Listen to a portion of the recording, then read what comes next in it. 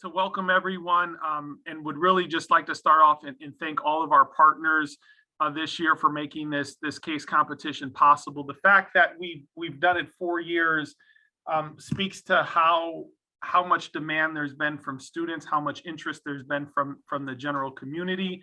And it's always been a great opportunity. So for all the students who have not participated before, what will happen is today we're gonna give you an overview of real estate development, and we're gonna talk specifically about issues that are pertinent to the case that you will be analyzing. So you're gonna essentially function as a consultant to the college.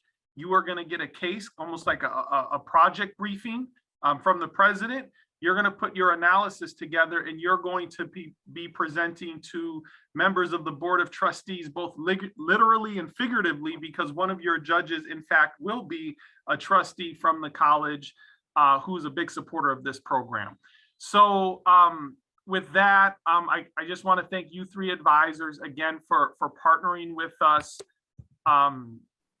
on developing this case, working with us, developing the boot camp. They have just been tremendous partners for Lafayette and the Dyer Center. So thank you, you three.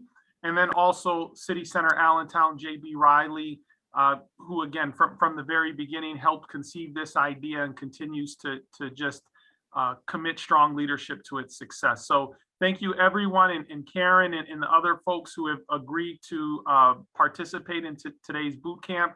I'll have all of you introduce yourselves briefly when it's your turn to participate in the conversation.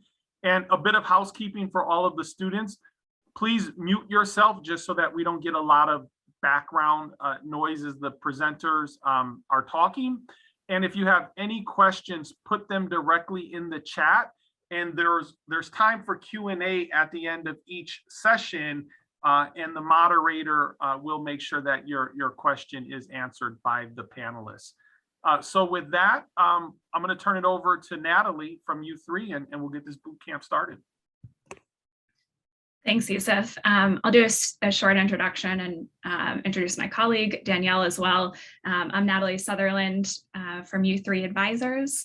We've been working with Lafayette for the past several years on a variety of projects, including these case study competitions, and have enjoyed working with Yusuf. And some of the students I know here today have done this in the past, so it's good to see folks coming back. You'll see a slightly different, or actually very different case study today, so you'll get a whole new experience this time. But U3 Advisors, to give you a brief overview of what we do and how we can help you as you go through this case, is that we are advisors to institutions. Majority of them are higher ed institutions like Lafayette, and we help guide them through real estate strategy, negotiations, transactions, and strategic planning as they plan for their future of their institution. So we work all over the country and have enjoyed working with Lafayette College over the last several years. Once we have time for Q&A, I'm happy to answer any questions about that as well. So I will pass it off to my colleague Danielle, who will be moderating our first couple sessions today. Hi everyone, I'm Danielle Robbins. I'm a vice president at U3 and had the pleasure of working with Lafayette College since 2015, primarily on student housing projects, including the new McCartney Residence Hall, as well as other initiatives, including relocating some administrative space downtown and looking at the potential for new athletic facilities on Metzger Fields.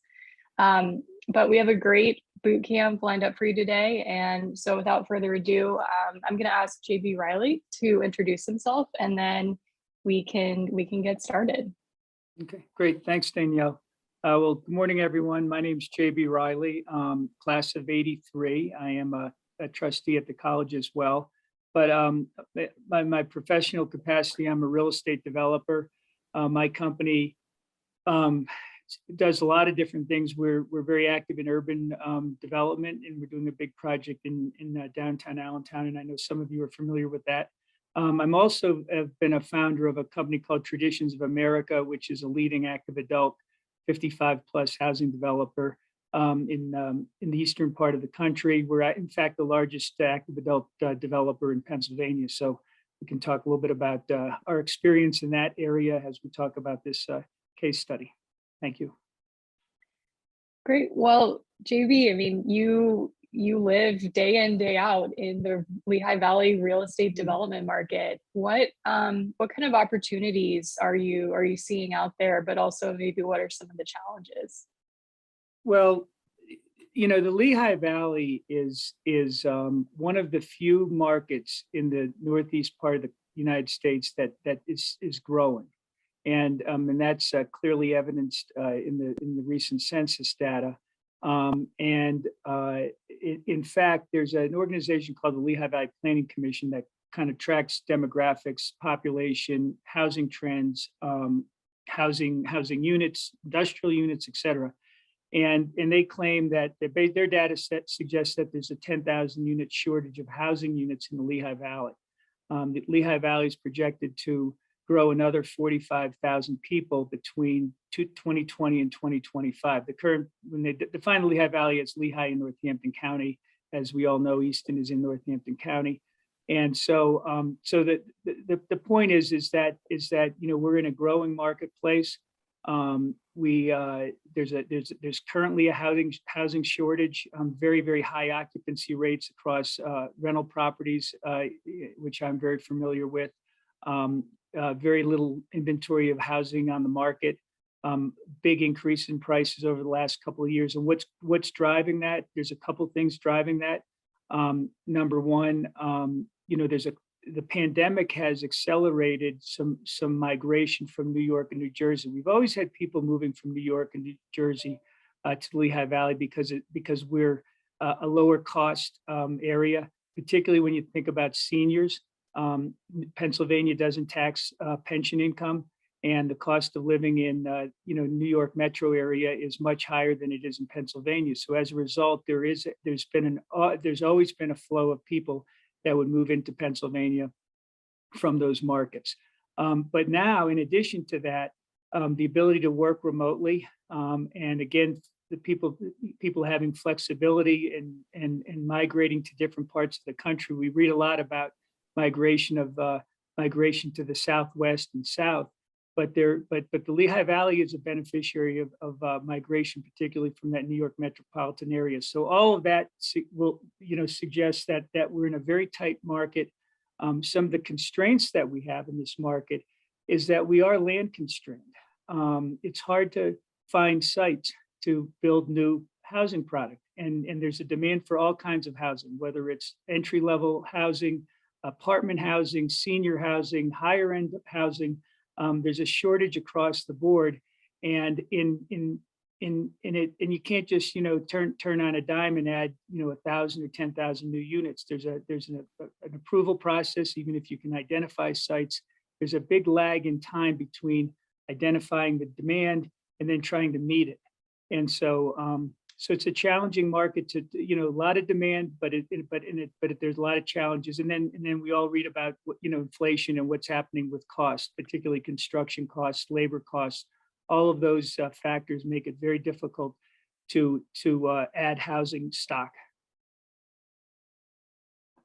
Yeah, so that's an interesting point you made about how there's all this demand, but there's a shortage in land and the ability to create the supply that is really needed by the market. And so I think that's why it's really interesting that colleges like Lafayette and others participate or engage in these public-private partnerships with private developers where they contribute their land that may be currently underutilized or not built on right now, and use that as a way to provide additional housing or other uses in partnership with a private developer. And this is exactly the model that we did with Radnor Property Group for the McCartney Street residences. So as a trustee, you know, how did you think about this type of P3 for the college and whether it would be a good use of the college's resources? Well, you know, when we look at the projects that we've completed with Radnor, the McCartney project, and the March Street project, you know, first of all, the college is land constrained too. So it's got to be very careful about how it utilizes its properties. And it's got to obviously use them in a way that's consistent with its long-term strategic plan. So that's number one. Number two, if it concludes that it wants to pursue opportunities to do these P3 type projects, these private partnership type projects, it needs to consider what the risks are. And there are financial risks when you bring in a partner to do, in the past cases, a student housing project. There are reputational issues, very significant reputational issues, because the community, whether it's our students, whether it's the neighborhood, the neighbors on College Hill, they look at that project as being operated by Lafayette College. In fact, even when you have an outside partner involved. So whether that partner doesn't perform, it impacts the reputation and the brand of the college. So that's a big consideration. And then the third, another thing is that, I think that, we want to do something that's going to be financially accretive or financially beneficial to the college. How do you do that? How do you structure it? How do you create some kind of, or maintain some kind of control of the property? And what we've done in the past is we've done ground leases so that there's some reversion rights back to the college at the end of a lease term. And there's also some ability to take the property back if it's not being operated properly. So lots of factors. And the college is always open to considering options, because we're about a third of our budget is funded through philanthropy, and it's a tough financial model, and so the college is always looking for other revenue sources to help make college education affordable. So with these P3s, there's often different risks being allocated between the institution and its partner. You talked about reputational risk is one. What are some of the other risks that we should consider? Well, the risk that your partner is going to be able to execute, execution risk. Do they have the experience to be able to take on whatever the project is? How are they protecting themselves with respect to controlling, construction costs? The further along the design, the specifications of the project that are being built, the better chance that you can, execute within budget. But and then operationally, what are their long-term operational capabilities? But when you're designing buildings, and I think you can see this with McCartney, the college wants to make sure that their partner isn't going to, I'll just use the word, shortchange the process, and the college has a strong desire to make sure that these buildings are aesthetically pleasing, that they're going to sustain themselves, that with the kinds of building materials being used and the kind of design being implemented, that they're going to be a bit timeless. We've got buildings on our campus that are 150 years old, and so a developer that has a more short-term economic incentive might design or build something in a way that is not compatible with the long-term value goal that the college might have. So there's a lot of stuff that you have to look at, and so like anything else, you have to have a lot of confidence and trust in your partner, and you got to make sure that you have to be comfortable that they have the experience to execute. So you had mentioned earlier that, we're in an inflationary environment, construction costs are beyond anyone's control. And so, I think you make a really good point that when we think about real estate development adjacent to the college's campus, and the desire to continue that campus aesthetic, build something that's going to last for a long time, design something everyone's going to be really proud of. How do we balance that with just costs that are hard to control right now? And Well, yeah, that's a great question, and that's a question that my company faces every day. A couple things that when you're building a for sale product, like let's hypothetically say we were going to build a product here that was going to be sold, condominiums, for instance, to seniors. When you start committing to contracts to sell, all of a sudden you're locking in, a fixed price. And if your costs end up escalating during the time it takes to design and build out projects, all of a sudden there's a lot of risk from the developer's standpoint that ultimately you could be in a situation where a lot of builders have found themselves in the last year or two where they built something and their cost basis is more than what the sale price is because of inflation. One thing to consider, and one way to kind of mitigate that risk is to do a rental project.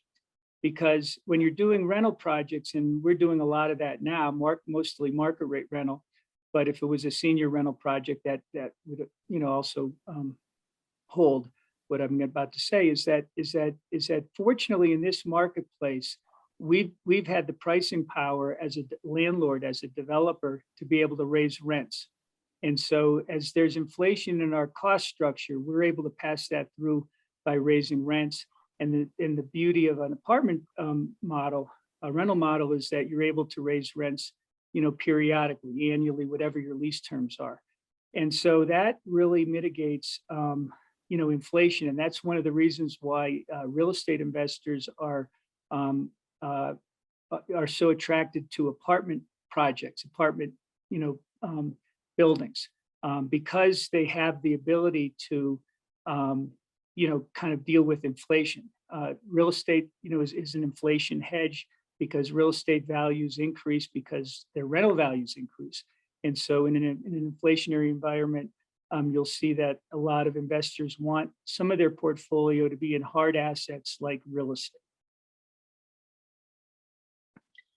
so if you as a board member were evaluating a proposal being brought forth to the college, what would you really hone in on when it comes to the underwriting of the project and seeing if this is really a viable deal? Well,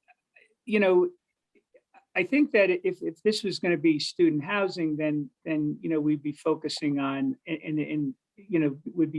focusing on execution risks, obviously the return that we would get in terms of rent on a ground lease, and those kinds of things. If we're looking at a situation where we were going to do a senior housing project, for instance, and I think there might be some questions later about like what types of senior housing projects are there: assisted living, independent living, active adult, and so forth. And we can talk a little bit about that. I think that the college would want to hear that. Is there a compelling, reason? Like, is it 1 + 1 is more than 2, or is it 1 + 1 is 2? In other words, what are the other benefits to the college by having 250, 55 plus people living on the edge of campus? Are there opportunities, there are opportunities with our student to do kind of intergenerational engagement in learning? Are there financial opportunities to cultivate development by getting alumni closer to campus? Are there opportunities to have more customers on College Hill that make the College Hill residents happy about the development because it makes the environment stronger and attracts better retail that would benefit the broader neighborhood around the College Hill. So the trustees would have to hear some very, very compelling reasons why this makes sense, not purely from a financial standpoint, risk mitigation, and then also what is the upside? What are the things that could happen around the college community that would be an enhancement by having these kinds of people living there? And would you also be thinking about the opportunity costs of using land for a Well, population that, yeah. Yeah, absolutely. I mean, I said before, the college is land constrained, and what is the college's long-term strategic plan and needs, and is this a piece of land that wouldn't have a strategic need for student housing or some other academic or programmable need? So that would be really the first question: is does the college need this land for its core mission of housing and educating its students? If the answer to that question is no, then you get into the second question. Okay, what would be a good use for this land, and what are the benefits? What are the economic benefits? What are the other benefits to consider? What are the compelling reasons to potentially do that? So that would really, the logical process is this land strategic to the college's needs? And if it isn't, if it's considered excess land, then what would be the most productive use for it? Great. Thank you, JB. So we're going to have another guest join us, Adam Heffernan from Greenbrier. I'm not sure if he's on the line yet. If he isn't, I think he might be joining in a few minutes. Hi, Danielle. This is Adam. I'm here. Oh, hi, Adam. How are you? I'm great. Good morning. Good morning. I thought maybe we could start to transition to a more focused discussion about senior housing, since if the students haven't guessed already, that is going to be the focus of this year's case study, and whether Lafayette should consider ground leasing its land to a senior housing developer to build active adult living right across the street from campus. So before we transition to that set of questions, Adam, would you like to introduce yourself? Sure, happy to. Thank you. Good morning, everyone. I'm Adam Heffernan with Greenbrier Development. We are a development company that specializes exclusively in senior living. We're actually a development consulting firm. So similar to U3, we kind of work with organizations to help them understand what senior living opportunities might be out there from a market perspective, from a business planning perspective. And then we help them execute on what that business plan could become. So we actually provide development services from the very beginning of planning the project all the way through construction, and as well as filling up the projects through our marketing services. And we have an affiliate company called Greenbrier Senior Living that actually operates communities as well. So we run the gamut from soup to nuts for everything you need to run a senior living community. We work all across the country. In the last 15 years, we've done about $3 billion of senior living development. So quite a bit of experience, including some experience with some university-based retirement communities as well. Great. Well, I'm excited for the conversation between you and JB, who is also active in this space. So maybe just to start at a really high level, when we think about senior living, there are so many different types of products. How do you think about, active adult communities versus independent living versus more assisted type facilities? What do you need to keep in mind when you develop and operate an independent community versus one that's geared toward more active adults? Yeah, so there's some basic definitions that's probably worth everybody kind of looking up, because I'm sure that most college students aren't familiar with the ins and outs and details of what the differences are between different levels of care and senior living. And I think that's kind of a consistent thing across most of the population until people have parents that are really looking at senior living as a need for their, for them to be taken care of. People aren't really familiar with what a retirement community actually is or can be. I think most people, when they think about a retirement community, think about assisted living, which is where somebody moves in and they have a lot of care needs. They're getting meals provided in a dining area and receiving help with activities of daily living if they need help with getting dressed or bathing or help with medications or anything like that. That could be provided in an assisted living community. Going beyond that, you have nursing care, which is what you think of with a nursing home, where people receive all of those activities, assistance with activities of daily living, as well as medical care and medical attention too. On the other side of the spectrum, you have opportunities for people that live more independently. And that's really focused on active adult retirement communities and independent living communities. The big distinction between active adult and independent living really has to do with the service program that people receive. So in an active adult community, you're typically targeting a younger senior. They're typically branded as age 55 plus. More likely, they're probably attracting people that are 65 plus. And they're really still very active, very independent people. They typically don't receive any meal services or anything like that as part of their program. There's a lot of social programming available, and maybe some fitness classes and things like that. And JB can speak to this in more detail. That's exactly the type of community that he develops. On the independent living side, it'd be a little bit step further. So you're targeting somebody that's more in the age 75 plus type range. And so while they're still active and still very independent, they receive a little bit more support. So they may receive 1 meal per day or some other type of dining plan.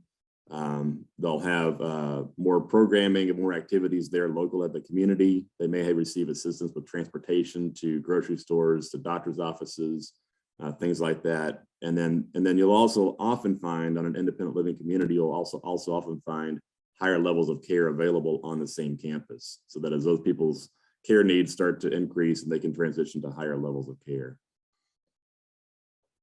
Great, thanks, Adam.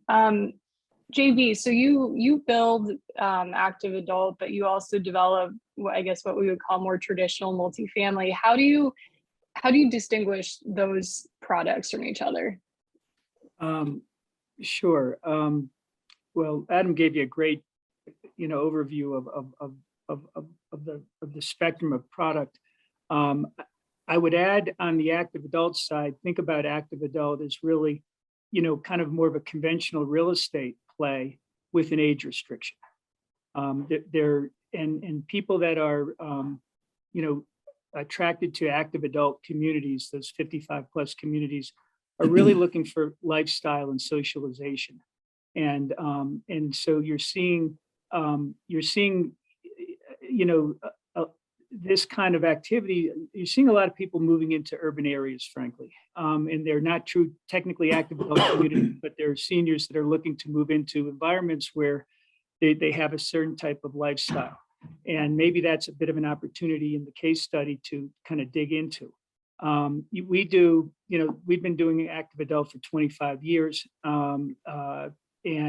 Typically a typical community that we do is 200 homes, very robust recreational facility that is heavily programmed, and we find high levels of engagement by our residents. And we do for sale product, and most of the active adult out there is for sale, but there's a big trend now across all kinds of housing products to rentals because of for a lot of different reasons. So but I think the active adult opportunities are still very strong here in the Lehigh Valley. The other thing I'll say, active adult, you may say, okay, well, how do you, how are you able to do that? Discriminate by age. There is a carve out under the federal Fair Housing Act that allows you to discriminate based on age if you have 80 for 55 and older community. If 80% of the occupants are over 55 years old, you can discriminate by age. It's one of the few carve-outs under the Federal Fair Housing Act. And then there's also another carve-out at 60, I think it's 62 and a half. Adam probably knows it more than I do, but basically there's an ability to legally discriminate based on age. And more and more, we have an aging population. Certainly in Pennsylvania has a very aging population. I talked a little bit earlier about the strong population growth and demographics in the Lehigh Valley. And so I believe there is a strong market for this kind of a product. So given the demographic, the favorable demographic conditions we're looking at with an aging population, is there really any kind of demand risk that that developers have to consider when planning these facilities, which are, you're making an investment for a facility that's going to be, out there for 30, 40, 50 years. what risks are you thinking about when you're underwriting a potential new senior living community? Well, I think on the demand side, I think the risk isn't whether there are going to be sufficient active adult households, 55 plus households out there. I think the question in my mind is the acceptability of whether of a rental, of a rental situation versus, a forced sale situation. Lots of people that are moving into active adult communities are selling a house. And so many of those folks will want to buy another house. They're conditioned, they grew up in an environment where owning their real estate was important. And they may be more bound to that kind of ownership structure. But I think that the world is changing quickly now. And if you have compelling lifestyle associated with your real estate, I think there's lots of reasons to be optimistic. Adam, how about you? How do you think about the risks? Yeah, I mean, the industry for a long time, senior living industry in general for a long time has really been talking about the coming silver tsunami, right? With the baby boom generation that's aging. And for most of the product that you build in senior living, you're really targeting that age 75 plus for independent living. So the leading edge of the baby boomers are just now hitting that age. The active adult product is one that really kind of reaches down and grabs a younger age senior at age 65 plus. So that group's already had 10 years of the baby boom generation kind of maturing into that product type. So there's certainly a lot of current demand just based on the large senior population that's coming. There's a lot of projected demand for the baby boomers still yet to come and yet to age. But it's always going to be a question of product acceptance too. How much of the market that's there, that's age and income qualified, can we actually penetrate? And the biggest competitor for any senior living community is staying in their own home. So if it's you really have to have a value proposition that they find attractive. So whether that's financial incentives because they can save money versus living in their own home, ease of maintenance, so they don't have to worry about taking care of their lawn and taking care of their house or anything like that. Health security because they know they're gonna have a place to be taken care of, or programming options that you might have at a university retirement community that really has a lot of appeal for them to engage in lifelong learning and activities and other things like that they may not be able to access just by staying in their own home. So all of those things are important factors in making sure that your demand is secure. I think just because there's a lot of baby boomers aging and a lot of senior population out there isn't a given that we're going to have an automatic market acceptance of our product. We have to make sure we're building something desirable and it really hits what people want. So I'm going to put a pin in the demand and market assessment for a little bit, since we have Karen Adams, who is a market expert in senior living, and she has a lot of information to share. Why don't we quickly touch on underwriting and what kind of financing tools are available to fund the development of these types of facilities? Is there anything different about senior living that would allow us to use different types of financing tools compared to more traditional multifamily products? And Adam, I'll start with you. There can be, but it really kind of depends on the product type. There are some government lending programs sponsored by HUD and other agencies, but most of those are targeted more towards assisted living communities or lower income independent living communities. So if you're looking at something that's more active adult oriented, you're probably considering more of a traditional real estate financing method, meaning bank loan plus, at a 60% loan to value, 65% loan to value with developer equity and or mezzanine financing filling in the rest for doing a rental type community. So JB, I don't know if you have any other perspective or different comments on that. No, that's spot on. That's how we finance our active adult with traditional bank financing. So do lenders not scrutinize these types of deals a little bit more intensely or differently than they would other products? I don't know. I mean, I think that if on the active adult side, speak for that. If you're an experienced developer with a strong track record and a strong project, the underwriting isn't that much different than a lot of other real estate underwriting. Yeah, and then I mean, market support, market research, proving out the demand, all of that's going to be important for any lender to consider as well. Mm-hmm.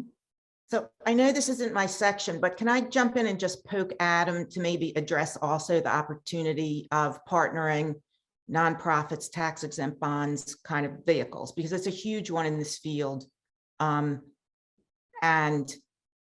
so if you might just take a minute to address that. Yeah, there's another different world that we're not really touching on in this conversation, I think, is the idea of doing a not-for-profit owned community that could access the tax exempt bond financing markets. I think that's for what we're discussing here, which is probably more of an active adult for-profit developer type project. I don't know that that's really going to be an option for financing.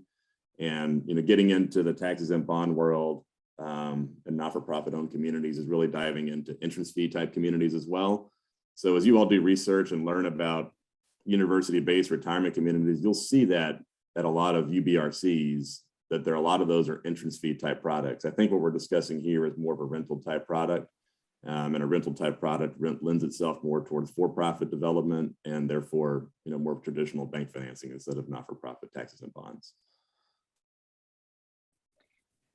So Adam, when you're underwriting a deal and it's not exactly penciling out, you're having a hard time make the numbers work, what do you look to as your options or different levers that you can pull to try and make the deal pencil out? Yeah, I don't know if I've ever run across a deal where it was easy to make it pencil out. They're all challenging in their own ways. You think about all the different inputs that go into figuring out a business plan. There's start with the easy stuff, just going down the income statement. You have net operating income, which is affected by revenues and expenses. So understanding how much rent you can charge is going to be very important. That's going to be based on what the market can afford. So how much demand do you have? How many households are out there that are age and income qualified at certain levels? And it's also going to be affected by the competition that's out there in the market. So what is your competition charging? And if you're thinking about active adult, your competition is not only other retirement communities, it's also other multifamily real estate, right? Like JB mentioned, because active adult is really truly more of a real estate play than it is a senior services type product.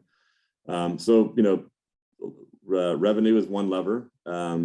Operating expenses are another lever. So how much programming and how many services are you providing in an active adult environment that's really fairly minimal? So your net operating margins are probably 50-60% plus in that type of product because you're providing maintenance services, you're providing utilities, you're providing maybe some basic cable and then some staffing with some programming, but not real extensive. So balancing that revenue and expense mix is going to be one of the key things you're going to look at.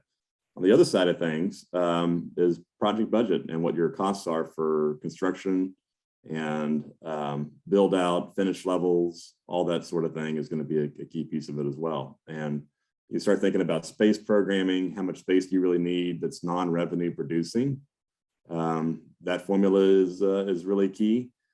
At an active adult community, you're probably building in some communities or some community amenities and social spaces, but you're not having to build out full, service kitchens and things like that, or commercial kitchens and dining rooms and that sort of thing. So you can save quite a bit on non-revenue space in an active adult community. And then the financing structure is another piece of it too. How much leverage are you able to take on? Because if a developer's putting equity into it, they want to receive a certain rate of return on that equity. To the extent that they can finance and leverage more of the project costs, that allows them to achieve a higher return on their equity. Great, thanks. JB, anything to add on that point? No, I think Adam touched on most of the points. One lever, in this particular case will be what the land, if it's a ground lease, what the college can can charge. So, typically on a project, your land cost,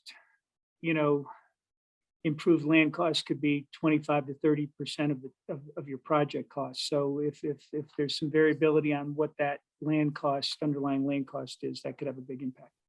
Mhm. So we have a couple questions in the chat. These two questions are actually related. So the first is, how has your experience with senior living communities shifted your perspective on student housing?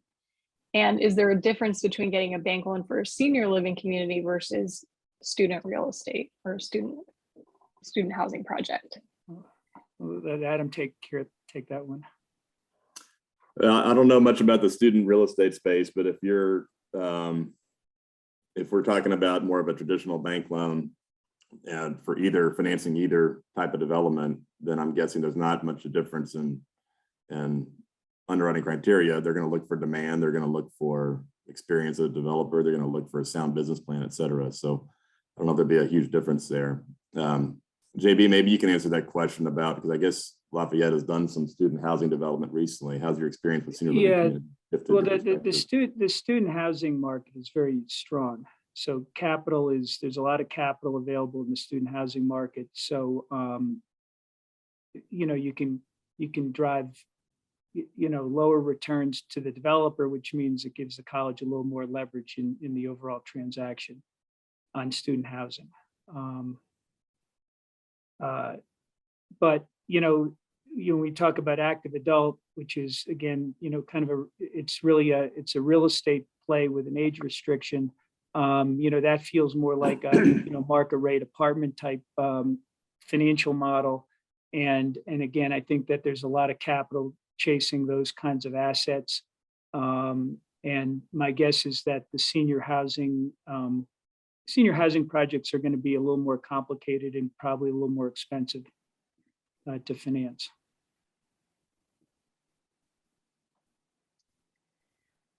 So we have another question. The question is, could you explain more about discrimination by age?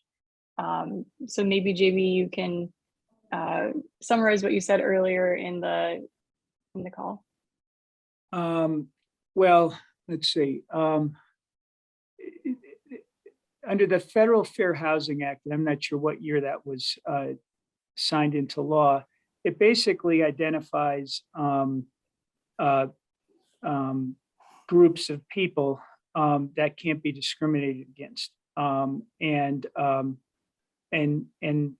it specifically carves out, this age restriction. It allows you to discriminate by age under certain conditions, and so that was really an underpinning of all this senior, from active adult right up through the senior communities. It really is the foundation for those types of products. Now, when you get up into senior living, by default, you're dealing with people that are fairly old. But in that active adult model where you have 55 to 75 is kind of like the sweet spot. And as Adam said, it's usually kind of closer to 65. But you need to be able to have that ability to, because one of the things that people want is they want to know that when they move into the community like this, there's not going to be, a 3-year-old screaming down the hallway from them or next door. They want a certain environment. They want to be able to make friends. They want to have compatibility. They want to have things in common with their neighbors. And that's one way to help assure that.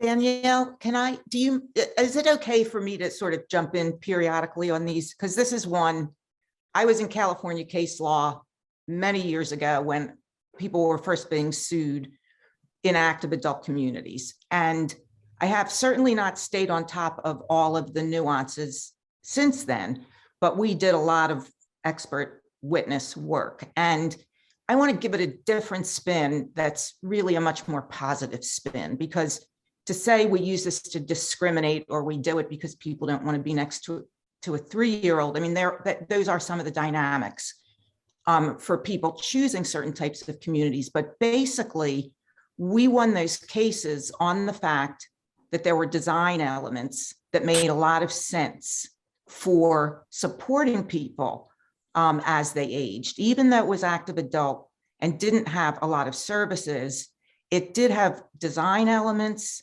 and it did have sort of some even organically grown social engagement kinds of elements to it. So the argument was, this is supporting people as they age, as opposed to it being a discriminatory kind of element that did allow for the legal system to say, yeah, this makes some sense for serving a population as they age. So I think it's a really important nuance in this, that it's really not about discrimination as much as it is, what are your elements? And good design works for everybody. So a lot of good design for an aging population actually makes sense for all of us. So thanks for letting me do that. Yeah, and clearly we don't talk, when we market our projects, we're not talking about, the legal, the legal age discrimination foundation for the product. But when you're dealing with, 55 plus people, there's a couple of big selling points. Number one is you want to be able to have, the whole design of the facility is to allow somebody to age in place. So that's one floor living, that's larger bathrooms, that's lower counter heights, that's all those kind of design elements that allows somebody to stay in that unit longer. There's a safety factor when, again, when you're selling to a 60-year-old, they're not thinking about that. But the reality is that, that in the back of their mind, they like to know that, that this is a house that they could be in for a long time. And then when you design all the amenities around it, you want amenities that are going to support that kind of a population. And when we talk about, restrictions from a marketing standpoint, whether it's restrictions we put on what people can do in these communities, we don't talk them about as a restriction, we talk them about as a protection. It protects them so that there's some kind of consistency and standards that help protect, them in the future. So there's, getting into like the difference between, the design and the marketing. But I agree, Karen, I mean, it's a wonderful product. And when you think about the aging population in the United States, not everybody can go into expensive senior facilities. And I think you're seeing now an emergence of healthcare and other services to allow people to stay and age in place. And to the extent you have a physical environment that allows you to do that, and you couple that with kind of support services, that makes sense for a lot of people. Okay, we have a couple more questions in the chat. So there's a question about where can students look for data concerning the market. So I assume this is both demographic data, but also demand for additional housing. And then related question, is there data available for the trends present in senior housing? For example, rent versus sales, the types of housing being built. Adam, why don't you start us off here? And also, I know that Karen will be speaking in more detail about the market assessment in a little bit, so we can also really dig in at that point. But yeah, so I mean, typically for data, we use census information that's there are companies that that take census data and project it forward and compile it, in ways that we can kind of pull reports that make sense for us. But Danielle, I don't know if you guys are providing any of that as part of your resource data room or anything like that. And maybe Karen's going to touch on that later on just accessing census info. Yeah, Adam, I'll jump in on that. We are going to provide the students with some resources related to that. Okay, great. And on the as you all start to consider, how do you calculate potential demand for this product? Understanding the demographic data is going to be key, but understanding the current supply of competitive product out there is going to be important as well. So there's a lot of resources and websites. If you just kind of search for senior living, a place for mom.com, has a large list of communities. Seniorhousing.net, I think, is one that we'll often use as kind of a resource when we're looking at a new market to understand what products out there. Google searches are your best friend to just understand what other communities might be in a particular market. Again, so it doesn't get lost later, Danielle, may I just, one little Sure. piece is Please a do. place to look, particularly when you're talking about the differences between rental and purchase. The NIC data, NIC, it was the National Investment Centers, have a lot of data where they're collecting those data nationally, so you can get percentages of the housing that's in different types of models. So the NIC data is a place to look that, a lot of it is based on subscription, but a lot of it's public. So I would certainly recommend that. ASHA, the American Senior Housing Association, puts out a senior living report that has a lot of data in it. So that's another tool. I think a third tool is, again, it's a lot in the life plan community sides or those continuums of care, but it's worth looking at. There's a Ziegler AZ 200 now done with Leading Age, which is the National Association for Nonprofits. So that has a lot of data in it, in growth and what organizations are doing. I'd probably tier that down more towards the bottom just because it's not as applicable to your task, where I would say NIC may be one of the best tools to find those patterns and trends of the distribution of housing types.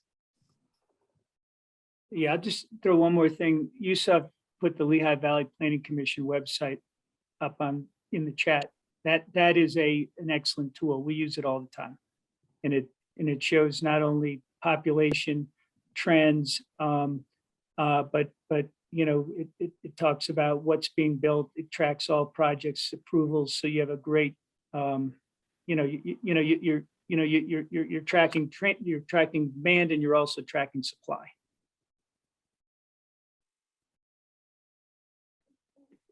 Okay, one more question. When it comes to tenant retention, would you say active adult housing poses less risks compared to student housing? I know it may vary, but would like to hear your thoughts. Well, yeah, in active adult, at least, in the product that my company is involved with, it's all for sale product. So, so we don't have the same, it's a different, we don't have a tenant that has the ability to move. If they want to move, they have to sell their property. But I think that if you have the right services, even in a rental situation, they're very sticky. They're not jumping around. Unless you haven't delivered the kind of product or you're not executing on the kind of social programs, I would think that you have a very, very high retention rate in an active adult rental project. Adam, anything you want to add there? I'd agree with that. I mean, I think if you're comparing, I agree that active adult housing, senior housing is very sticky. But if you're comparing it against student housing, I don't have a good perspective on student housing. My initial reaction would be that there's more of kind of a student housing might even be more sticky, right? Where there's a super tied in need for that housing right there adjacent to a college campus. Students have to live somewhere, and you can even funnel people that way directly. So you're comparing the two, I would probably say student housing might be a little bit less risky, but I'm speaking from an uninformed perspective on that. So we're almost at 11 o'clock, and JB, I know you need to leave soon. So just wanted to ask if there's anything else you wanted to share or any words of wisdom you would pass on to students as they start to tackle this case. I think one of the things we haven't talked about in terms of the desirability of well, let's just talk about an active adult rental project is the desirability of the environment because of the robustness of downtown Easton. I think I think one of the challenges, and I'm sure Adam sees this, is that Lafayette's a small environment, in the big university towns like State College. There's a lot of alumni that you're kind of marketing to, and there's a lot of things to do on campus. Lafayette, smaller environment, fewer things to do. But I think that when you look at what's all the activity in the restaurant scene and the culture scene in Easton, that I think will help balance that. So you're really marketing as a true college town that could have pretty more broad appeal than just being next to a college. Mhm. Well, thank you for the segue into our next section or session rather, which is about the concept of these university-based retirement communities as an emerging new segment in this market. So I'm going to turn it over to Natalie to help facilitate that conversation. But JV, thank you again so much for your participation today and continued support over the last 4 years. And we'll see you in a couple of weeks at the competition. Great. Well, thanks for having me today, and enjoy the rest of the program. I may stay and sit in the background for a few minutes. So thanks. Great. Thanks, JB, and thanks, Danielle, for moderating those sessions. I think we did have a good segue into our next session, which is on university-based retirement communities, and we'll define what that is. But before we jump in, you've had some quick introductions to Karen Adams, but I'd like her to officially introduce herself before we go into some further questions. Thanks, Natalie. Good morning, guys. I'm really very excited to have you all engaging in this type of exercise. So my company is Love & Company. It's not what it sounds like, Love & Company. It's actually the president and owner's name of the company, which has been around for over 40 years and has its original platform built around sales and marketing and strategic marketing plans and programs. More recently, the company has built out a piece that is in market research, market intelligence. So I think it's broader than just saying market research. And I spent 40 years on the West Coast, back and forth from the West Coast in this field, doing a lot of market research. And one of my favorite areas is consumer research. So we do a lot of direct work, talking to the consumer, which I am a huge advocate of. And we had to fight for that many years ago because the field was very much about, we take care of you. The markets have changed. The markets are changing radically. So our work is around planning, figuring out what the best product is, figuring out what makes sense, and above all, figuring out what people want in our marketplaces. So that's what I do as part of a bigger company that has a platform around development support and sales and marketing strategies. Great. Thanks, Karen, for joining us. And Adam is also going to stick around for this session. So we've been delving into senior living. You heard about the different types of care and types of services and products that are components of senior living facilities. And so to kind of continue this conversation further, we're going to look specifically at university-based or university-affiliated, or there's a number of different terms, but retirement communities that have some affiliation with a college or university. And there's many examples of this around the country, and Karen and Adam have had experiences with these. So I'm going to ask them some questions to help flesh this out for you guys, and feel free to continue the questions in the chat as well, so they can answer those. So just to start off here, since we were just talking about senior living more generally, how would you differentiate a retirement community that's affiliated with a university versus maybe a more generic senior living facility? And Adam, if you want to start that off. Sure, happy to. So there's a, as you can imagine, there's a kind of a broad spectrum out there of different types of university-based retirement communities, and for short, I'll call that a UBRC.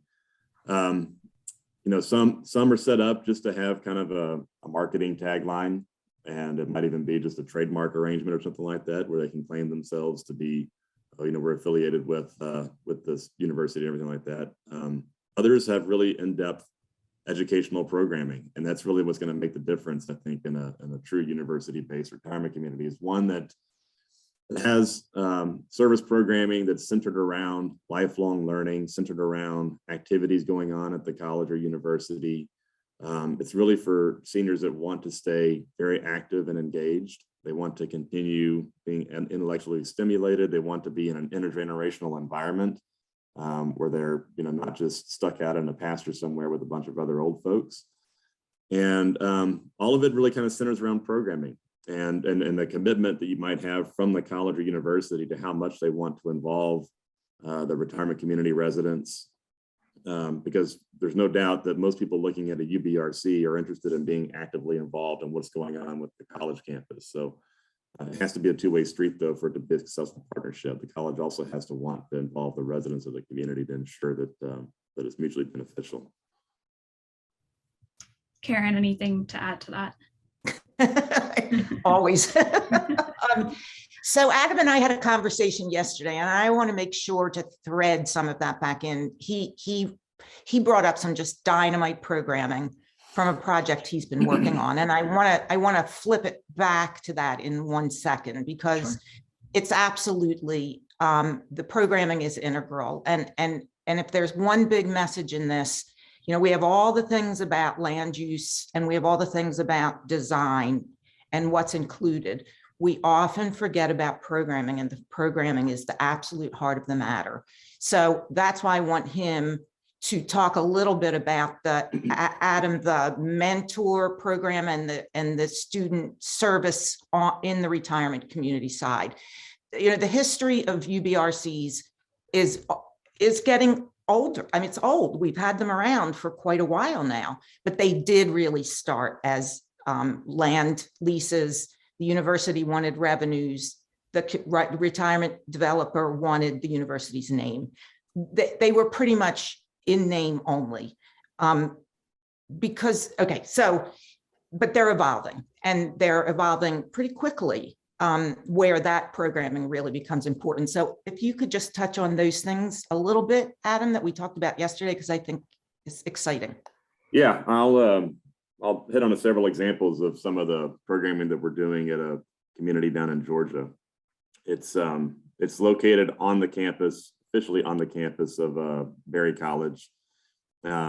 Physically, it's about 3/4 of a mile, half mile away from the very center of campus, separated by some woods and wetlands. So the residents actually have a nice physical connection to get back to the campus through a road that was purpose-built just to provide that physical connection back to campus. And I think that's really, really important in any UBRC, is having an easy physical connection for residents to get from the retirement community back to the college campus, and for students to get from the college campus over to the retirement community, to allow for some of those intergenerational activities to occur. Note that one. It's not just the seniors. It's not just the elders going to the college campus. Really important to think about the other directionality as well. Yeah. Sorry, thanks. So some of the things that they are doing, and I think that we're setting this up to be a really great symbiotic relationship between the campus and the college, the retirement community and the college. There's what they have what's called a senior scholars program that was actually already in place before they developed the retirement community, but that has become amplified and even more important, where now the retirement community residents are able to come in and audit classes. They're able to attend lectures by professors that are might be regarding interests that are particular to the senior population. The college campus already had a mentorship program as well, and we're involving the retirement community residents in that mentorship program for students too. So students have the opportunity to spend time with might be retired professionals from an engineering field or whatever other kind of academic or career interests the students might have, team up with a senior or mentor that can kind of help provide guidance and things like that on their areas of study. So that's been a really fascinating thing to see how well that has worked for the students as well as for the seniors, because the seniors love it, but you see the students really just getting a lot of value and knowledge out of it as well. Other programming things that we're doing, it's a lot of it is facilities driven. So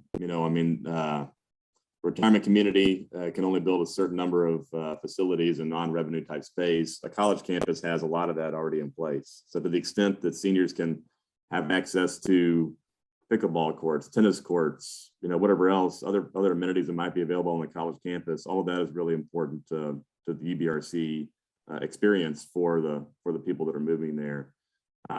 Access to classrooms, access to performing arts events, attending, sporting events, all the stuff that kind of comes along with college life.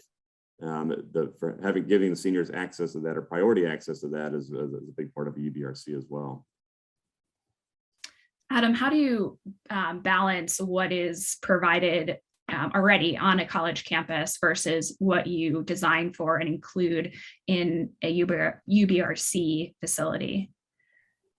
Yeah, that's a UBRC kind of presents a unique opportunity in senior living development, where you can kind of access some of those amenities and services that you wouldn't otherwise have, right? Like most retirement communities have to they're their own cruise ship, and they have to build all those amenities themselves for their population. But doing a UBRC kind of opens up some opportunity to leverage off of the college campuses amenities that are already there. That you have to be careful though, because certain things don't work that well, right? So it doesn't work that great having a 75-year-old come in to lift weights next to 20-year-olds. That just doesn't make a lot of sense. So there's certain aspects of that we want to make sure those amenities are available and targeted more towards the needs of the senior population. Fitness and wellness is one of those key things, and sometimes that might even include a pool. That's a pretty large expense. You have to have a certain scale to be able to afford that type of thing. But some of those types of amenities are important to have at the community itself. I think one other point that I think Karen's going to force me to touch on, rightfully so, is that Force you? it is good to have, if we can, if we're developing this new project and maybe there's a need for additional classroom space at the college or something like that. So it might be worthwhile the college considering including some of that classroom space at the retirement community itself. That again is that two-way street where you have students coming over to the retirement community campus, and that would be a dual usage where the college campus or the college is using it for lectures or classes or whatever else, and then it's also there and available for seniors of the community to attend lectures and have meetings or whatever other events they might be doing within their own community. One of the important things that we think about when we're developing a community is efficient use of non-revenue space. So all of the commons and amenities type spaces that we do, the days of building a TV room that's going to be used for 1 hour or 2 hours a day are long gone. Like you can't afford to build that type of space that's only used a little bit at a time, specialty type space. So we really focus on developing mixed use spaces that are active and in use for 8 hours per day. And that's how you really are able to afford, the commons and amenities that you need. So building flexible spaces and programming in the design is really a key part of it too. Karen, any other aspects of programming or design that, especially as you've seen UBRCs really transition, and you said it's changing drastically, especially in the last few years. What are you seeing in the market? Well, look, these things go all the way up to LaSalle retirement community, that people have to take a certain amount of credits at the campus, and it's baked into the zoning. They couldn't get zoning without it. That's on the outer margins. But more and more, we've come to understand that people aren't particularly excited about donning a backpack and trudging across a campus in the rain. So how those spaces are integrated do become really very important. I think I totally agree with Adam. I think that using particularly fitness spaces. Now, I used the example with Adam yesterday that as a 68-year-old woman, do I want to be in the gym with 20-year-olds in their spandex, right? It makes me go, oh my God, I just want to go home and bury my head under a blanket. Adam says the guys, however, would love it. But the issue is around what's the programming, what's the equipment, that those things do need their own space and place and programming and thinking. The same is very true a lot where you have dining type programs. But I will say that there are other things that can share resources that are totally behind the scenes for people. So you do have the opportunities around security, you have the opportunities around maintenance, and those kind of service components that then spread the costs for both entities that are involved with this. Adam had raised yesterday also in the Barry College example of students running parts of the services on the campus. So in this field, I have watched students training in the hospitality industry who actually are going into our communities as head chefs because they find that they can have a life. They don't have to close the restaurant at 3:30 in the morning. They can run a very high-end dynamite program and still have a life. So I think that the concept of a training ground that creates, again, that intergenerational component for both sides. So there's movement, so it's a porosity between both sides. So it's in training elements, integrating your different educational tracks that can be integrated to the community is invaluable. So those are just some other ways of that integration. But I do feel really, really strongly that a really high quality classroom space that gives the resident population in the retirement living community exposure and access to things like really good high-tech learning spaces creates an experience for people. And people are looking more than anything for experiences. So they can get exposed, they can learn the technology in their own space, right? They can learn that technology before using that classroom space. It itself becomes an experience. I've never known a university or college that said, we have way too much classroom space. So by creating that, and as Adam and I talked, we both certainly concurred that one of the keys is like theater. It should not be dark. There should be no dark hours. It should be integrated. So if it's just university classes, big parts of the day, hallelujah, integrate those pieces. So I'm going to say to you guys, as you do this boot camp, that's going to have design, traffic, considerations and elements to think about. Where do you place that? How do you get the access that doesn't penetrate private spaces? It stays in public spaces. How do you deal with security things? So it does get a little more complicated than just saying have that class space. But I think that if you're going to be really integrated to the university, that's a key element. And again, people, when they're 75, 85 years old, really their gig isn't to don a backpack and tromp through the rain to a classroom across campus. So that's a good segue to my next question. And we've talked a lot about the benefits for both the university, the students, the residents at the UBRC. And then Karen, you've started to mention kind of some of the tensions as well. What are some of the challenges that would be associated with having these two very distinct populations? So, a college with 18 to 22-year-olds, and then university-based retirement community with a senior population. You mentioned even like the classroom. So there's not enough classroom space necessarily on campus to host senior activities or senior classes. So you have that space in the senior facility, but just generally from like a social perspective or any other examples you have, are there any challenges to having these two distinct populations in such close proximity? So it was mentioned earlier in the discussion about programming and whether you can create priority times for your older adult population. I think that would be a real challenge and a potential for some conflict. I think it's an important topic to raise because if you don't think about it and program it consciously, then it's not going to happen. But I think that competing for pickleball courts, I don't know, do college students play pickleball? It is huge in our field, huge. But do college students really play pickleball? Anyway, I'll let them respond on the chat. They can provide their insight. I think that tennis is something people can play very late in life. But if you're not a tennis player, you're not a tennis player. And if you are, you are. So again, how do you create that I don't have to fight for any spaces that we are trying to integrate together? Because that competition, it just won't happen. People will just say, I'll be over here and you'll be over there. So it becomes really important which elements you want to integrate, and it has to be done really consciously. I think it's a culture thing. I believe that current generations are probably much more exposed. They have grandparents who are out skydiving or out,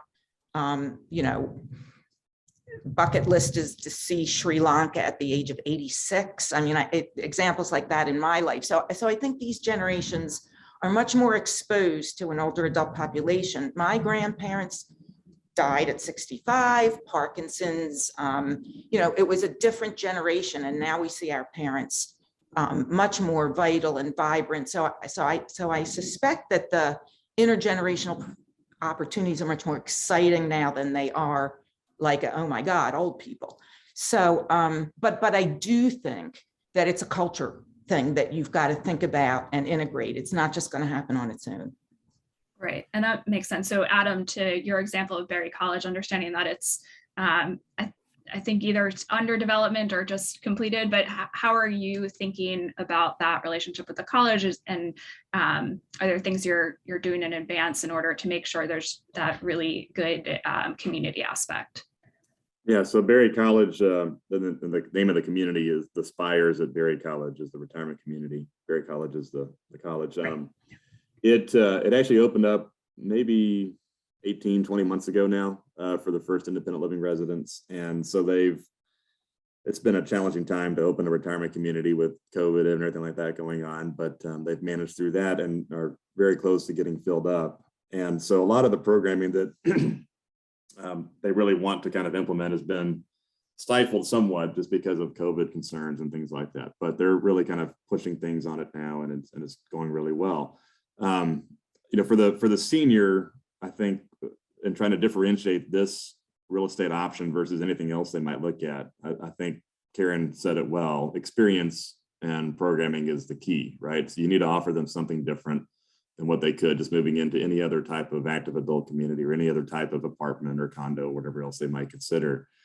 For the college side and trying to, and we've had this initial reaction at Berry College from the student population as well, is that the initial reaction is going to be, I don't want those old people around, on our campus and that sort of thing. I mean, that's just going to be an automatic reaction. So it's going to take quite a commitment from the college to really say that this is going to be a beneficial thing. It's important to our culture and for you to experience these other options and different ways to learn and that sort of thing. It's not easy, but I think that the Berry College has found that their students have kind of really accepted it really, really well. Some students are enjoying making their trips over to the retirement community. There's a lot of employment opportunities available at the community because this is more of a high service type example than what we might do for active adult. The seniors are there volunteering at sporting events, volunteering at performing arts events, handing out fresh home-baked cookies on finals week and things like that on the campus. So it's really kind of become a neat relationship between the two. But establishing that, kind of top-down culture to, accept it, I think is really part of the key, and a commitment from the college to really integrate it highly is part of the key too. You know what, I come from a world, again, because I fought for this years ago. We didn't ask old people. We said, we know how to take care of you. And when you get here, you'll like it. What I find is ask that population. First of all, you probably have people there who are, or will have people there who are prior professors, who are engineers. Look for the people that have come out of your institution who have really exciting stuff going on. Bring them in for exchange lectures. Identify what those tools and resources are. Again, it's having those, kind of steps that you can take to create that integration rather than expecting it to just happen. But generally speaking, a retirement living setting is just by its nature going to be a higher cost element, and higher cost is very associated with higher education.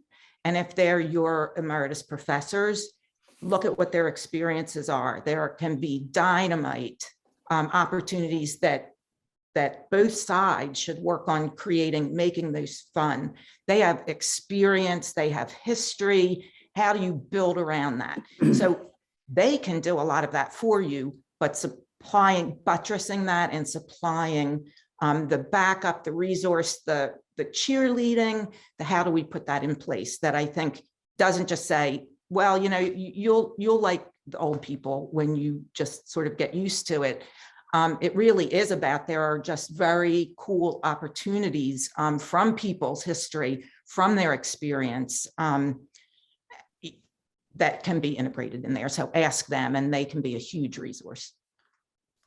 Karen, that's a great lead into just talking about in addition to just this being a community on university land or university adjacent, there's going to be other tie-ins potentially with residents, right? So there could be alumni or retired faculty and staff, like Karen just mentioned, that are residents at this particular community, and they're still involved in the college community. So interested to, Karen and Adam, to get your thoughts on how you would incorporate or think about involving alumni and retired faculty and staff in a UBRC. Karen, if you want to take that first. Oh, okay. I was going to push that over to Adam. Or Adam, whoever. Again, my strategy would be very much around integrating them in the planning, integrating both components in the planning at the front end. And I think that that's probably what we have not seen a lot of. Our older adult population will probably usually not lack for an opinion. To the contrary, sometimes it's shared more than we would like. If you ever see a construction site on a retirement community campus, those guys kind of have a ball because they have more supervisors and more ideas and more opinions because the residents are retired engineers and contractors. So you won't lack for opinions on that. But one of the things that I find is that when I am a prophet, so 5 years from now, things that I'm saying and people go, how did you know that? It's because of asking that population. And so I guess if there's any single thing to me for creating that integration, that would be it. Adam, I'll pass it over to you. From the question about alumni, retired faculty and staff, we've talked to several, colleges and universities that have had the idea to do a university-based retirement community, and their automatic thought is, well, okay, we're going to go, market this to our alumni who are spread all over the country, and we're going to be successful in pulling them back to our college campus to come and live out the rest of their lives as, retirees and older adults. And the one caution that I would give everyone as you're underwriting the market potential for this retirement community is that you don't rely too heavily on alumni coming back and leaving their current lives to come start a new life at the community. That's an unusual move. I mean, we've seen it happen a little bit, but it never happens the way that people initially kind of expect or hope. So I would really kind of focus, as you're underwriting the market demand for this, you'd focus on local demand and make some assumption about, and Karen will cover some of this in the market analysis piece too, but make some assumption about the alumni coming back. But I wouldn't expect you'd fill it with alumni and retired faculty any more than maybe 10% of the units or something like that. You really need to assume that most of your units are going to come from just general market support. So that's an important thing to think about.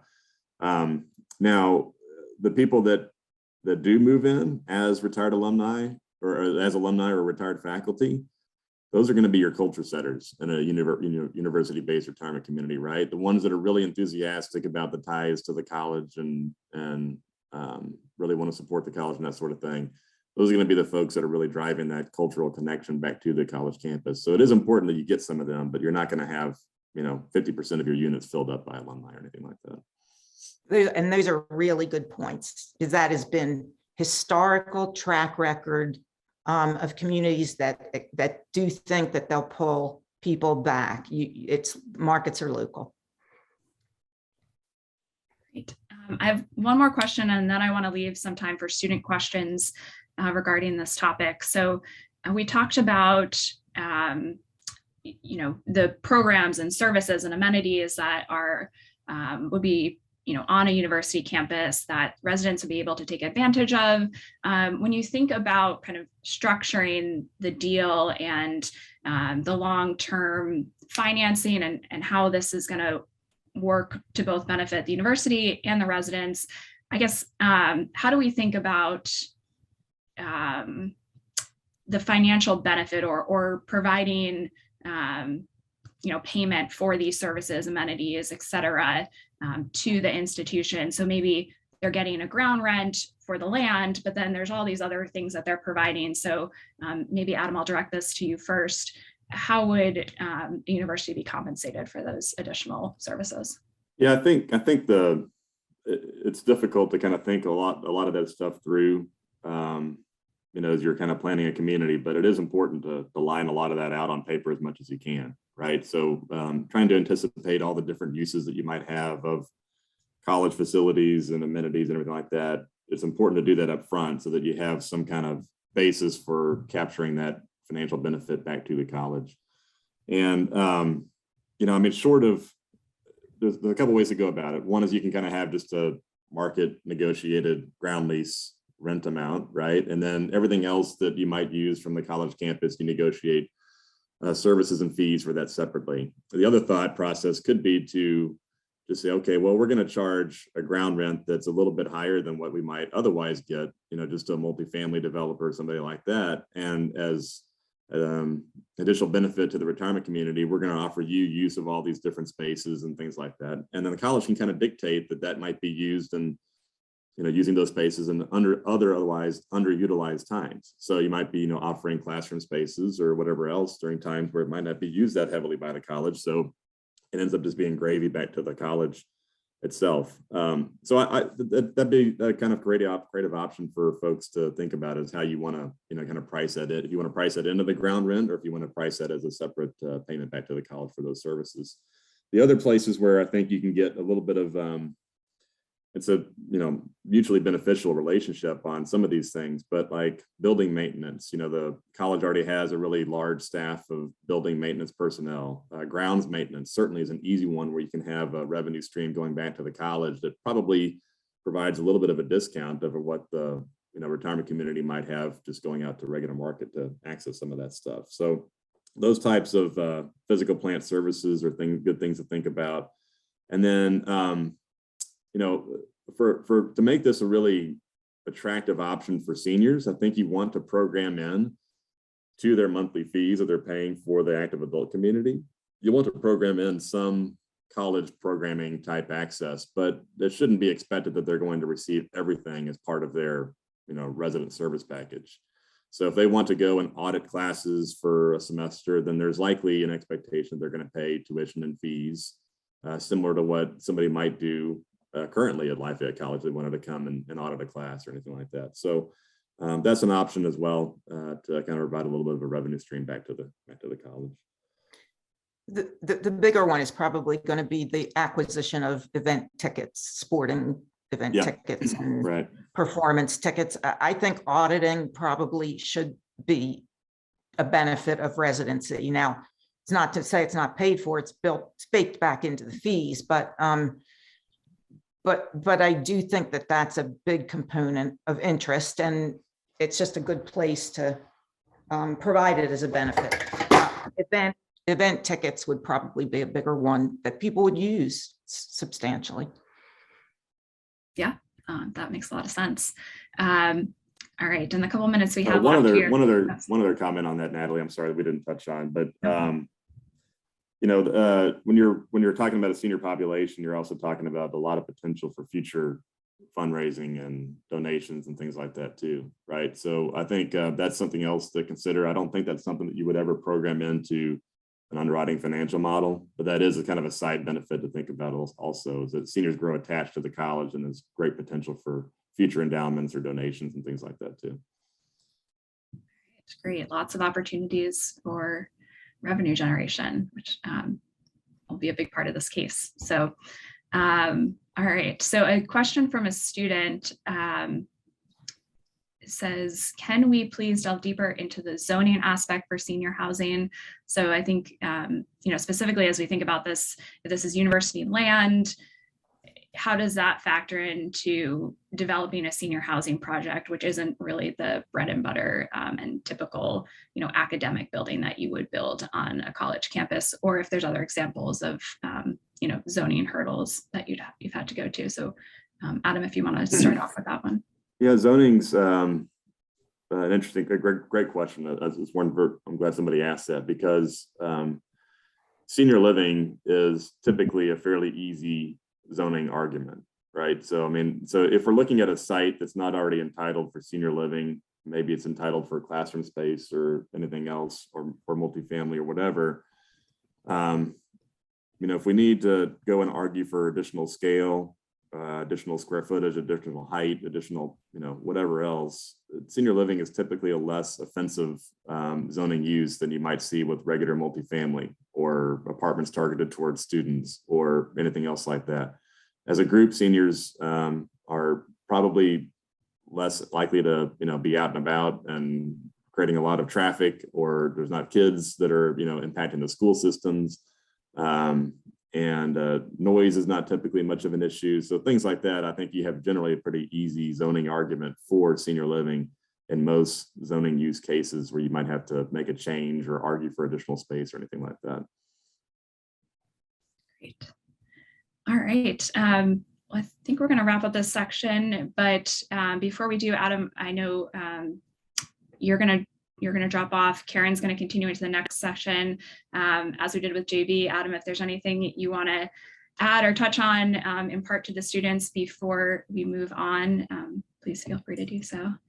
Thank you, Natalie. I appreciate the time today. It was just very fun, and I enjoyed being with you all. The one kind of comment that I'll leave you with is that your opportunity for being creative in this analysis is on thinking about the experience and programming for the residents there at the college campus. And I really kind of look forward to seeing what everybody comes up with.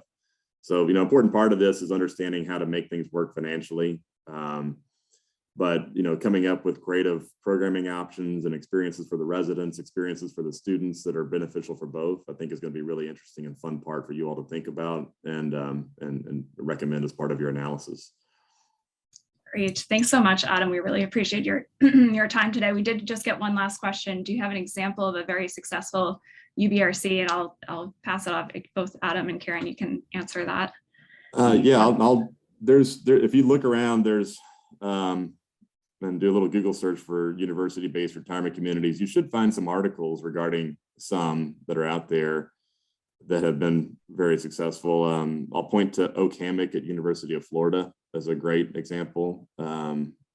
Aspires at Berry College is one that we developed, and that just opened recently, so there's not as much news available about that.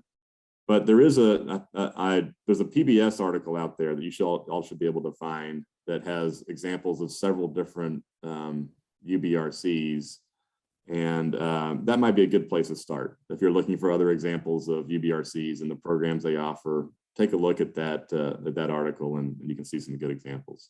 What's the article? It's a PBS article. PBS? Okay. Yeah, let's see if here. Adam, do you have? I'm sorry, Karen. Do you have any references that you would provide to the students? Well, I think you can find a lot online. It's been a big topic of discussion. I would look at the LaSalle College because it is in the heart of developed Boston metro area, and it is a model that had baked into it some requirement of actually participating in the college. And they're about to undertake an expansion, I believe, kind of attesting to their success in that marketplace. So it is one that is interesting to take a look at. I think I would agree about Oak Hammock. And then there are a number of them that you can find articles on online. Great. All right. Well, we'll transition to the next section now, which we've been talking a lot about and referencing in terms of market analysis. Adam, thank you again so much for joining this morning. And we'll talk soon. Sounds good. Thank you all. Enjoy the boot camp and the case study. Thank you. All right, Karen, before we jump into the questions, did you want to share a few slides, or I'll leave it up to you Yeah. how you want to run it? Yeah, no, let's go ahead and do that and just get it out of the way, Natalie. So can you give me the screen, or do I have access? I believe you It have looks like- access. It does look like I have access. Okay, guys, so I wanted to do a quick walkthrough of a couple things that will be very, very short. Let's see, let's do a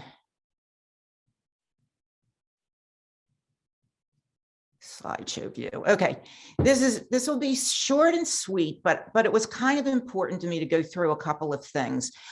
So in reading the case study, did they have the case study yet, Natalie?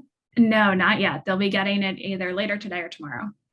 Oh, okay. So reading through the case study, there's a couple things that to me, I noted, and I just sort of want to point out in this whole thing. So you might want to take notes since you don't have the case study yet. I mean, just mental notes.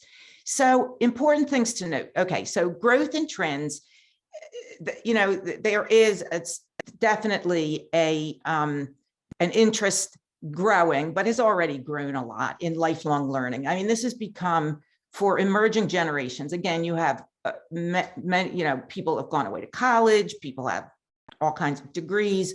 This is the kind of activity, if you will. This is the kind of experience that people want to stay engaged with. So there's no question to me that there's a strong and even growing interest in lifelong learning in the markets. Now that can mean a lot of things, but no question that this is a rich area to play in, a rich sandbox to play in. The markets are growing. There's no question about that, right? We do have that quote unquote baby boom population coming in, but particularly in the age and income eligible segments. When I'm looking at markets today, most of them, I'm seeing growth in more growth in the highest income markets than anywhere else. And we've had a pretty stable environment economically for a couple of literally decades, and we've had real growth in the market. So this is a population who has assets and investments. Now, can that tip and move? Absolutely. But by and large, this is a market that's been very positively impacted. You have very high rates of home ownership. Generally, the rates of home ownership are higher among our older adult households up until the age of 85 plus, when they dip down. But the rates of home ownership are higher among our older adult population. So no matter what your finance model, your fee structure, whether entry fees or certainly purchase, that owned home is a very significant asset to be able to afford these options. So, sort of just poking around because I haven't actually gone out and done an inventory, but some of the recent stuff is saying there are at least 100 university-based retirement communities around, and I have a couple. We all have a couple on our radar. So, so definitely a growth area.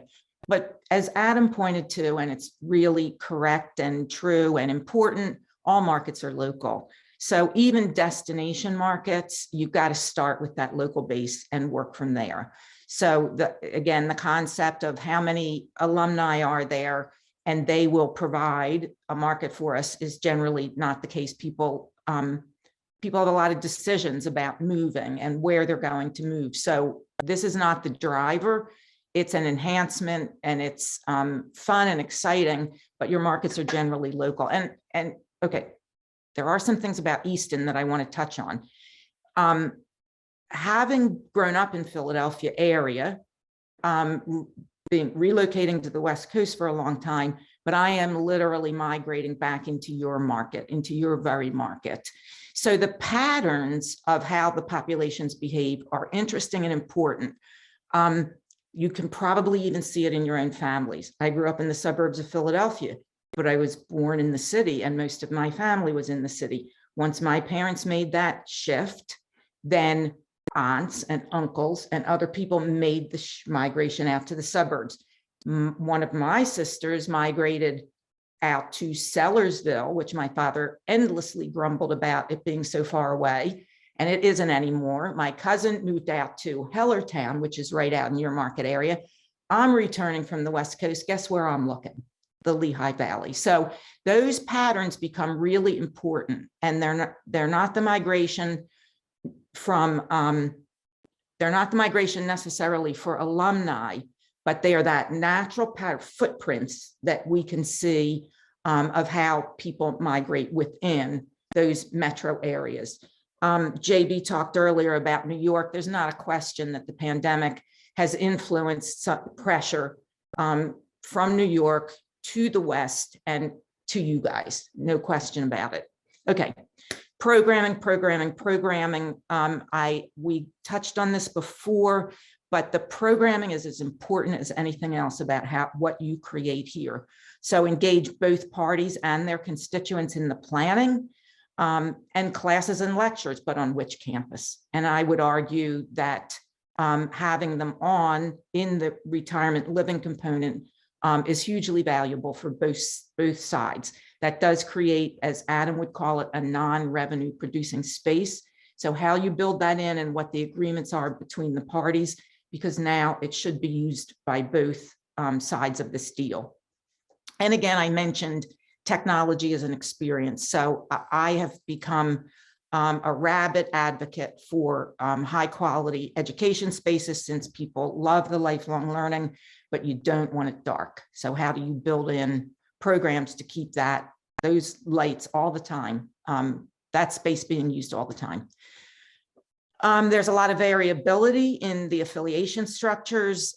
We believe very strongly that a closer affiliation provides greater benefit opportunities to both parties. So the more you integrate them, the better those programs are going to work and be marketable, be an attraction to people. Most UBRCs today are CCRCs, continuing care retirement communities, or also known now as life plan communities, which means they have multiple levels of living on the campus. Typical new residents are 75 to 85.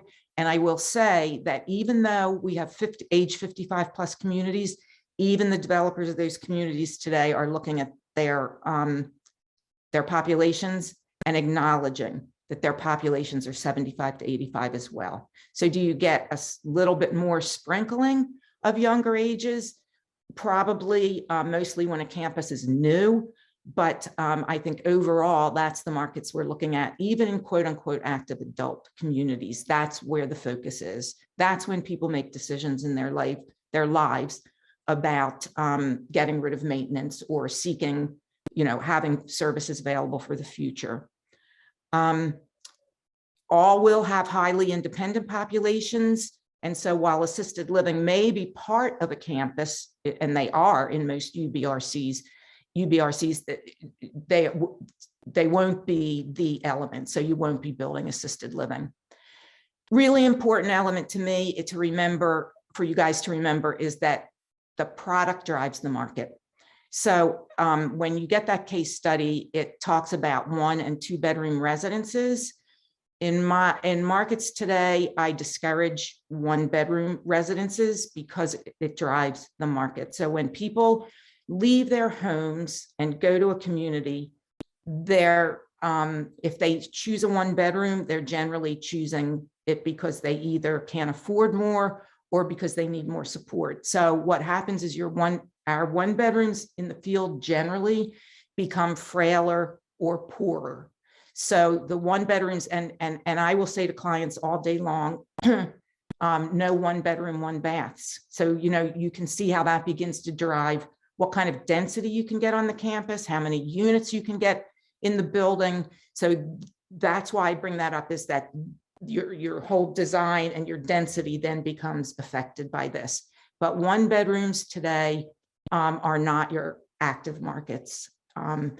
People want diversity of space to do the different things they do in their life. So focus should be on 1+ den and larger. And again, absolutely no 1 bedroom and bath to me.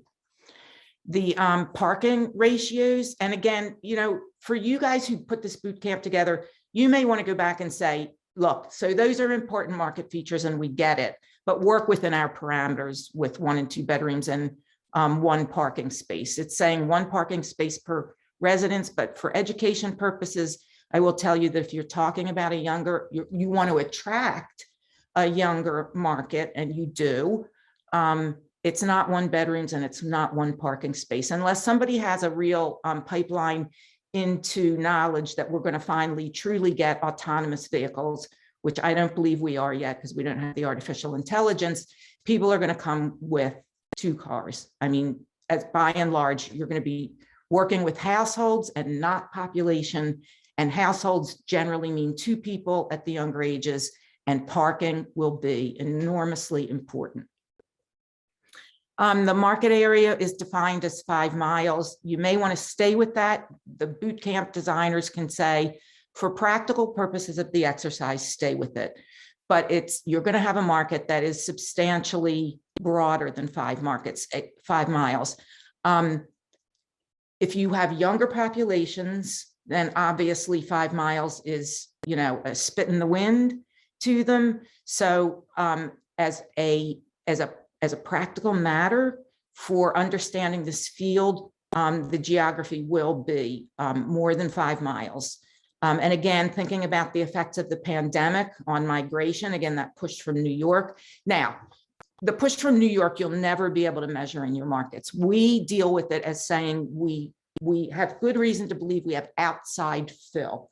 The outside fill is what would be the New York migration, but a wider market area is likely. And again, in that outside fill, if I'm doing the study today, I'd be making a real case for a migration pattern out of the Philly metro area. We've look at, if you are familiar with Lancaster, what's happened there. It's a push out of the Philly area. And it's my generation who's making those moves. And again, last but not least, I think, is that we're talking households, not population. So when you go to get your data, if at all possible, get your data on households by age and income, because people don't move as individuals, they move as households. So if you measure population, you're double counting your market because you have 2-person households, right? So people will move as a household, but you're counting 2 as your market. So households should be your base of measure. Last but not least, before I'll let Natalie shut me up and take back over with good questions, is I really want to set in your minds what we're talking about. Adam mentioned, and I experienced this directly, we still get embedded in our brain if we're not working in this arena, kind of the wrong concepts about what we're talking about. So I am going to move very quickly through some images of retirement living programs that exist so that you get a different image set in your brain than assisted living, frail old people, things like that. So this is a casual bistro and dining area. This is a weighted service dining area in a retirement community, and many of them are variations of this. Of course, what would life be without they call it coffee lounge. Thank goodness for /pub, because I will tell you that the bar is as important here as it is for you guys around your campus. Fitness is very serious, is being taken very seriously today. And is well designed and well thought out, and daylight is critical. So that's what fitness looks like today. It's not a bunch of chairs with people doing armchair exercise, although they're important. Pools, again, a very important element for fitness.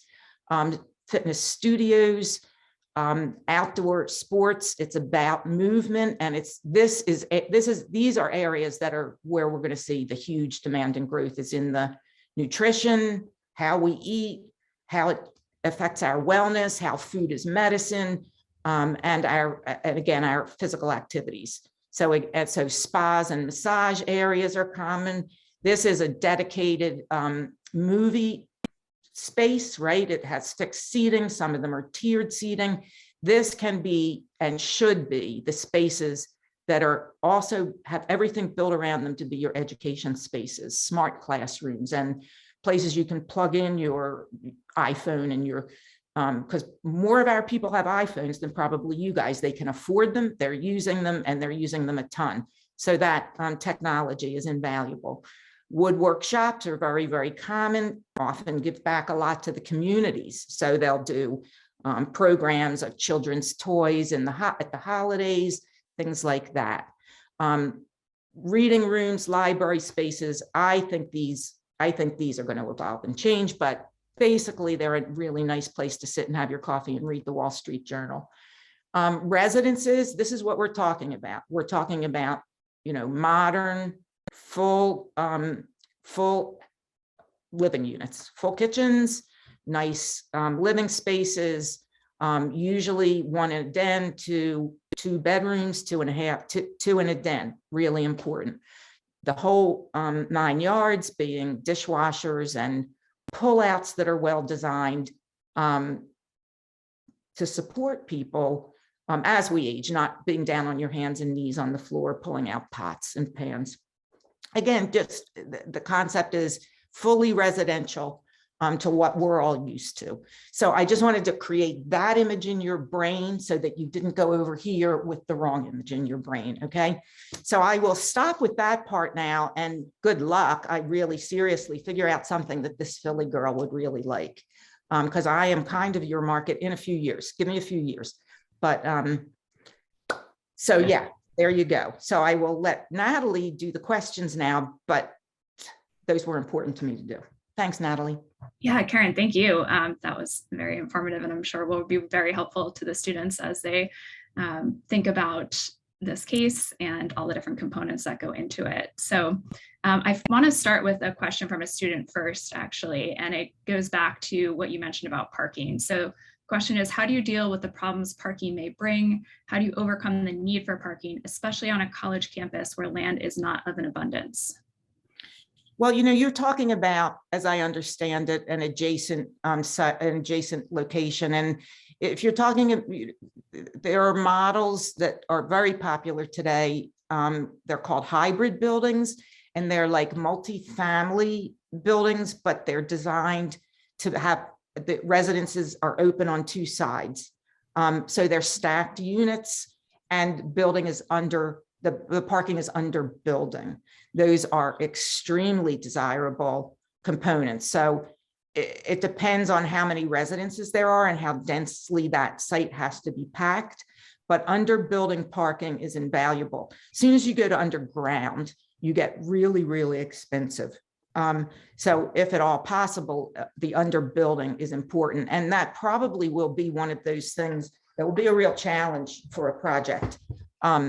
If it's really truly adjacent to the campus, because you're not going to have acres of asphalt to paint lines in and put people's cars in. Yeah, absolutely. So, the density, the underbuilding is really valuable. I think that JB alluded to the connected to the community. So if it's, I don't know the location, I should have looked at that. But if you are really close to the Easton community, taking advantage of that can be invaluable. If people can walk to restaurants and walk to those amenities, you may be able to create a culture. We don't do this now, but we should be, where things like the on-demand ride services, the Ubers and the Lyfts, have really come a long way in working with senior populations. And if we can change the culture of our residents, and this is looking to the future that you guys could really probably think of some cool things, is if we can collect data on, are you just really using your car for short trips? Would it make sense to use on-demand services, or for us to negotiate rate breaks, that if people's trips are all really short, can we not re-educate to get rid of the car, get rid of the insurance, get rid of having to wash it, get rid of it parked there all the time, and let's build something around ride sharing. If they're using it for longer distance, frequently that's another matter. But thinking outside of the routines, I think, is what we really need to be doing in this field. So I would love to see you guys think like that in this. I think that's a great idea, especially just to speak a little bit about Easton and College Hill. So College Hill, where the college is located, is up on a hill. The downtown is down a hill. Obviously, there's some challenges that would be presented to that in terms of accessibility. So I think if the students can think creatively about instead of cars or having car sharing or other services, that might be a benefit to this community to make that connection. Yeah, Natalie, and again, we don't stop and say, let's get the data. I will tell you that data can make an argument go so much faster. It can make us help us win an argument so much faster. So if all of a sudden we start to say, hey guys, to our potential prospects, what are your trips? What are your trips like? Then you can come back and give an offer to them that they might not have anywhere else. Like, we discount with Uber and Lyft.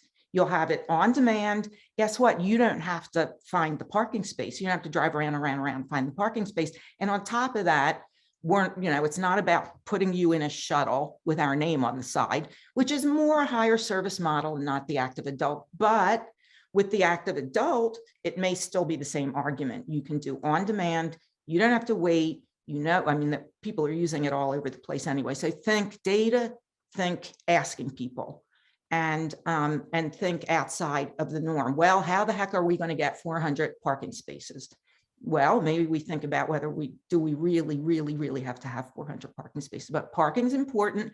And for this market, not having it out on surface is really important. As one person said to me, I paid more for this car than I did for my first mortgage. Because remember, they bought their homes 50 years ago, right? So that is a huge market driver right now, is I want sheltered parking. So great. And so on the topic of data, and you mentioned looking at the market and the demand that's coming from the market. I wanted to pull that thread a little bit and ask, like, what specifically within the market are you looking at? What factors are going to dictate how this development happens, if it happens? Not just within that 5 miles, 10 miles, the larger community. Like, what are the specific data points that you look at? So our really key data points that we're always using are a well-defined market area, so that it's very supportable. We have a really good reason, whether it's trade patterns.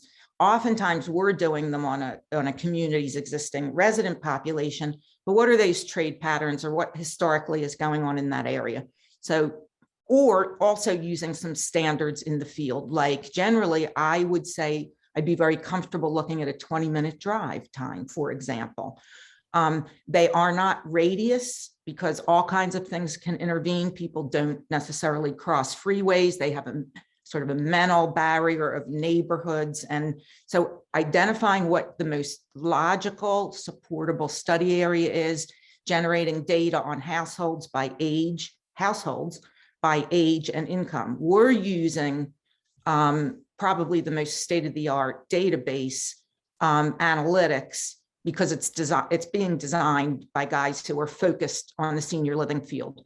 Most organizations today are using curated, it's data, census data that's curated, but basically we're getting where we can identify the study area, so we don't have to use a city or a county. We're defining the study area, and the analytics are cutting the census data. Now, you probably won't have access to that degree of sophistication in the data, but that's what we're always looking at. So as a surrogate, it might be, we've got to use the Easton area for this, and that's the data we'll pull.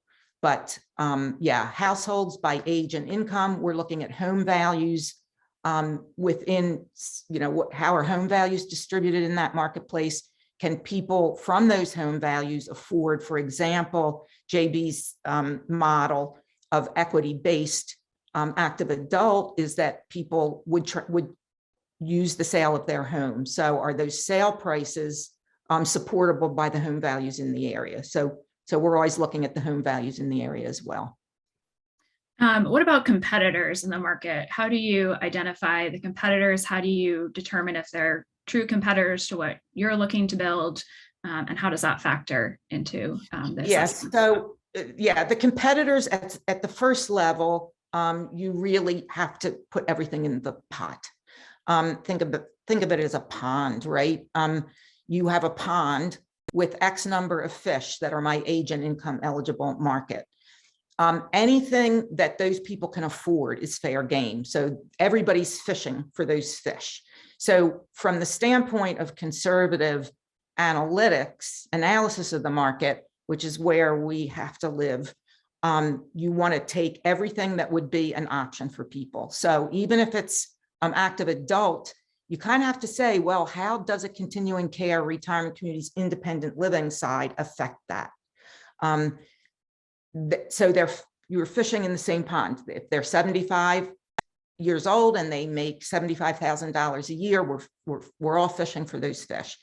I think that there's a very, very, very important tier, however, of going out and then really understanding all those competitive points, because for a lot of them, there are arguments that can be made and are supportable to say certain percentages aren't fishing for the same fish, but they've got to be really supportable. Otherwise, you sort of are open to being suspect for throwing out units to say it's a justifiable market. The market is good, even though it's really, really saturated.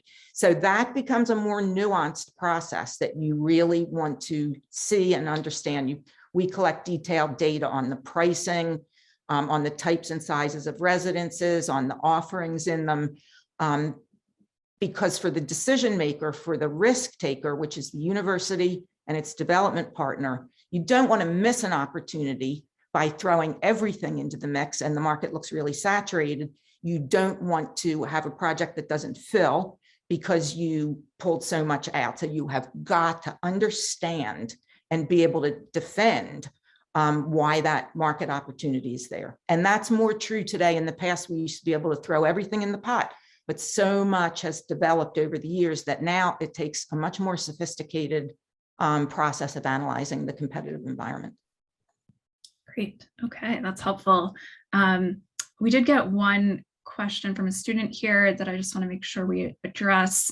So there's an overall consensus that the higher you build, the more expensive it is. What would be the most effective way to maximize vertical builds, especially in an area like College Hill, an area that does not consist of taller buildings? So just to provide a response to that, and you'll get more information in the case study, but College Hill, the reason it doesn't have taller buildings is because there are zoning regulations in place that limit the height of buildings on the site. So this is going to be something that you'll have to consider as you work through the case, that you'll be restricted not only by the site size, but also the height of the building. So that will determine your massing for the project and how many units.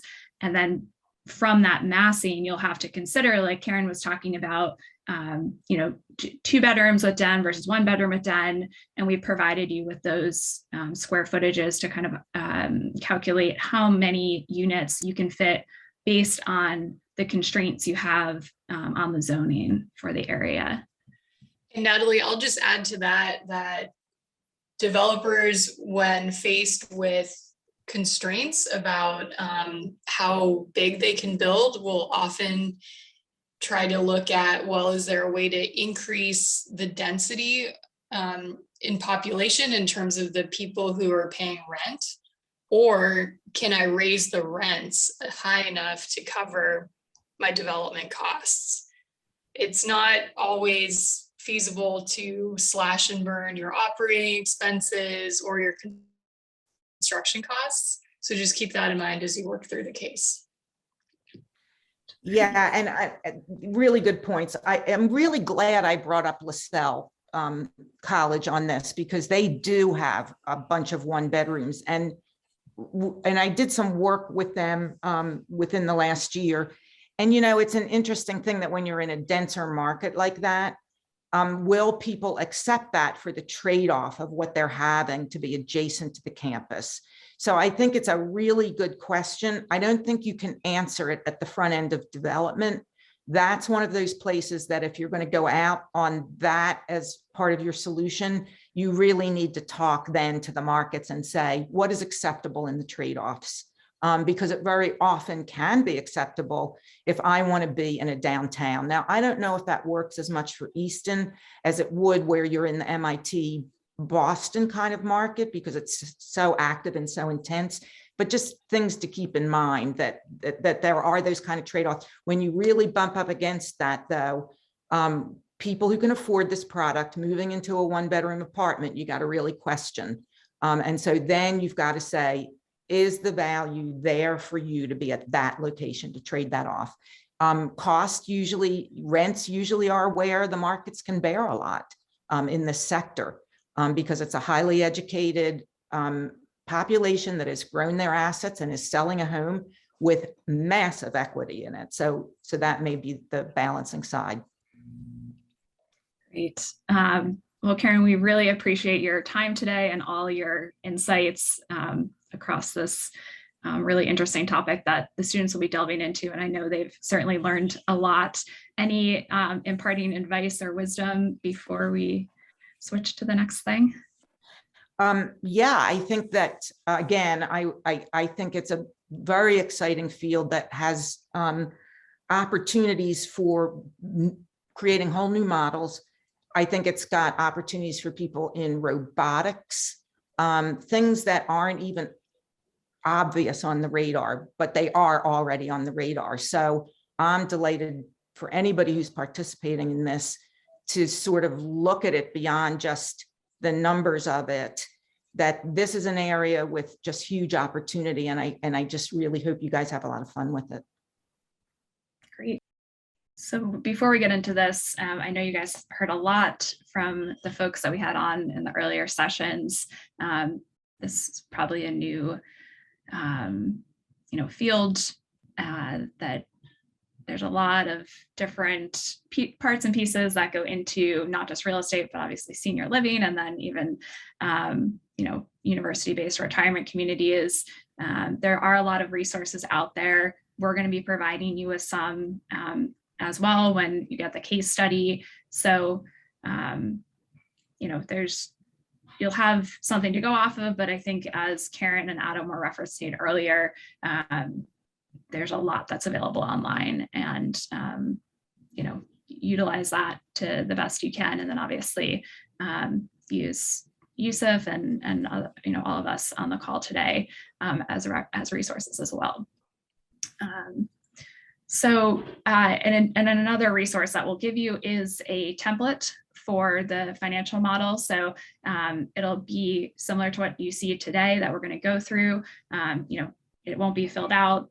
You'll have to think about which numbers need to go where and how it's all going to tie together. But we will help you by providing the template, which you can also modify as you see fit as well. And I know there was a real estate 101 class, so there was probably some, you might have some background on this as well. And Natalie, let me ask Jolene if this is being recorded and will be available to the students as well. So that is correct. Great. Okay, so you'll also be able to go back to this recording and reference it as you do the case study. All right, so I have a few different sections here that are, all together comprise the financial model, and I'm just going to walk through the different components. A lot of it we've talked about in the earlier sessions, so the vocabulary might be familiar to you, but if you have any questions, again, please just put them in the chat and we'll answer them as they come. So this first, first, can people see my screen? Just want to make sure. Okay.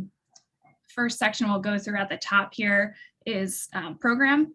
We talked a lot about the importance of the spaces that go into a community, a retirement community. So thinking about your, unit types, and then your recreation and amenity space. You just saw a number of different pictures from Karen on what those types of spaces look like. And then mechanical and circulation, that's a component of any building that's going to be developed. That will include your mechanical equipment, your stairways, hallways, lobby spaces, and things like that. So where are people moving about outside of their individual units? And that'll give us our overall size of the development. And then we also, of course, have to factor in parking, which we spent a bit of time talking about earlier. So just to kind of flesh this out, I'm going to put in some kind of general numbers here so we can see how this whole model works. So let's say we have a total building of 100 units, 51 bedroom, 52 bedroom, unit size. I'll just plug in some generic unit sizes here. So our residential gross square footage, you'll see it. I do have some formulas already included here just to make this a little bit easier to walk through today, so I don't have to take the time to fill them out, but I'm just, I have some formulas that will calculate as we walk through this. So let's say, we definitely want to make sure we have amenity and recreation space, right, based on our conversation with Adam and Karen and JB. So let's say 20% of our residential square footage is then an additional 20% is allocated towards whether that's dining or fitness or anything like that. So maybe we have 15,000 square feet of amenity and rec space. And then it's about 20% is the number we use typically for mechanical and circulation. So that would be 20% of your units and your amenity recreation, the hallways to get in between those spaces, et cetera. So now we're talking about, with those three different program types, a gross building square footage of around 108,000 square feet. And we use, you'll see in real estate, there's gross square footage, there's net square footage, there's usable square footage. There's different terminologies, and there's certainly a lot of resources online that can give you in-depth descriptions of those, but we're using gross square footage. That's outside wall to outside wall of a building. If you were to look at retail, for example, you'd be more concerned with the rentable square footage. So if I'm a retail tenant, a diner, I can only use what's in my usable square footage, but I'm paying for my rentable square footage, which might also include like the lobby in order to get into my space that patrons use. So there's a lot of kind of idiosyncrasies to those different terms, but I think generally for this project, we'll use gross square footage to define the total size of the building. And then, of course, we have parking. So here you'll see in the case that, and as we've talked about, there are constraints, right, on College Hill and with existing land. So we're assuming under building or underground parking, and you can make that distinction rather than surface parking. But of course, if you see other opportunities for other ways to address parking, that's definitely an option, is to think about other solutions to the parking issue. So in this case, I've just assumed, whatever is the number of units is how many parking spaces will be. So it's 1-to-1. The rule of thumb for a parking space is 350 gross square footage, and that's not just the parking space itself, but also the lane that, to allow for the turning radius in and out of that parking space when we're kind of round numbers estimating how much square feet a parking garage will take up. That's the number we use, is 350. So that gets us a total parking area of 35,000 square feet. So that's our program. This is specific to senior living. Obviously, different developments will have different programs, but they would be set up similar to this. So moving down into revenue and expenses. And this page here is really just all your assumptions and inputs, and that you'll see how it flows into a financial analysis for the entire project, and how you can think about like whether the project is financially feasible based on the inputs that you put in here. So since I have some formulas already in here, it's just pulling directly down into the next section here. So we know we have 100 units in total, 50 of each type. We are going to one of the things that you guys will be looking at is what are the rental rates for the competition? What's, the market rates? What makes sense for this product type from a rental perspective? I'm just going to plug in like kind of just a round number here. Let's say these are 3,000. And then that's the unit monthly cost. And obviously you would just multiply that by 12 to get your annual revenue for a particular unit. And then you'll see in the cash flow, we're going to multiply our unit by the total number of units to get our annual income or annual revenue. So that's looking at each individual unit. When we look at developments, multifamily developments, senior living developments, retail, commercial, anything, there's always going to be some vacancy that has to be factored in. You're not always going to have 100% occupancy. There's going to be turnover. There might be, a couple months in between a resident living in an apartment. So you have to factor in that you won't always have that revenue stream for that certain period of time. And when you're leasing up, when this is a brand new product that you have to market, you have to, generate interest in and all of that, there will be more vacancy at the beginning. So I'm just going to assume for the first year that this building is 30% vacant. It's just going to take some time to get it operational and get folks moved in. But then once it's a known product and there's people moved in, there might be some turnover, but generally maybe it's 5% vacant. And then year over year, as you've, I'm sure, heard about inflation and costs that go up, rent obviously goes up too, right? I mean, you, I'm sure, experienced that the Lafayette colleges, student housing also goes up. That's just how the market works, right? So we're going to assume that there's some income escalation and that folks that start paying X amount this year will have to pay a little bit more next year. And so I'm going to assume about 3% for annual income escalation. And then we move on to our expenses. So our expenses can be property taxes, maintenance of the property, insurance, utilities.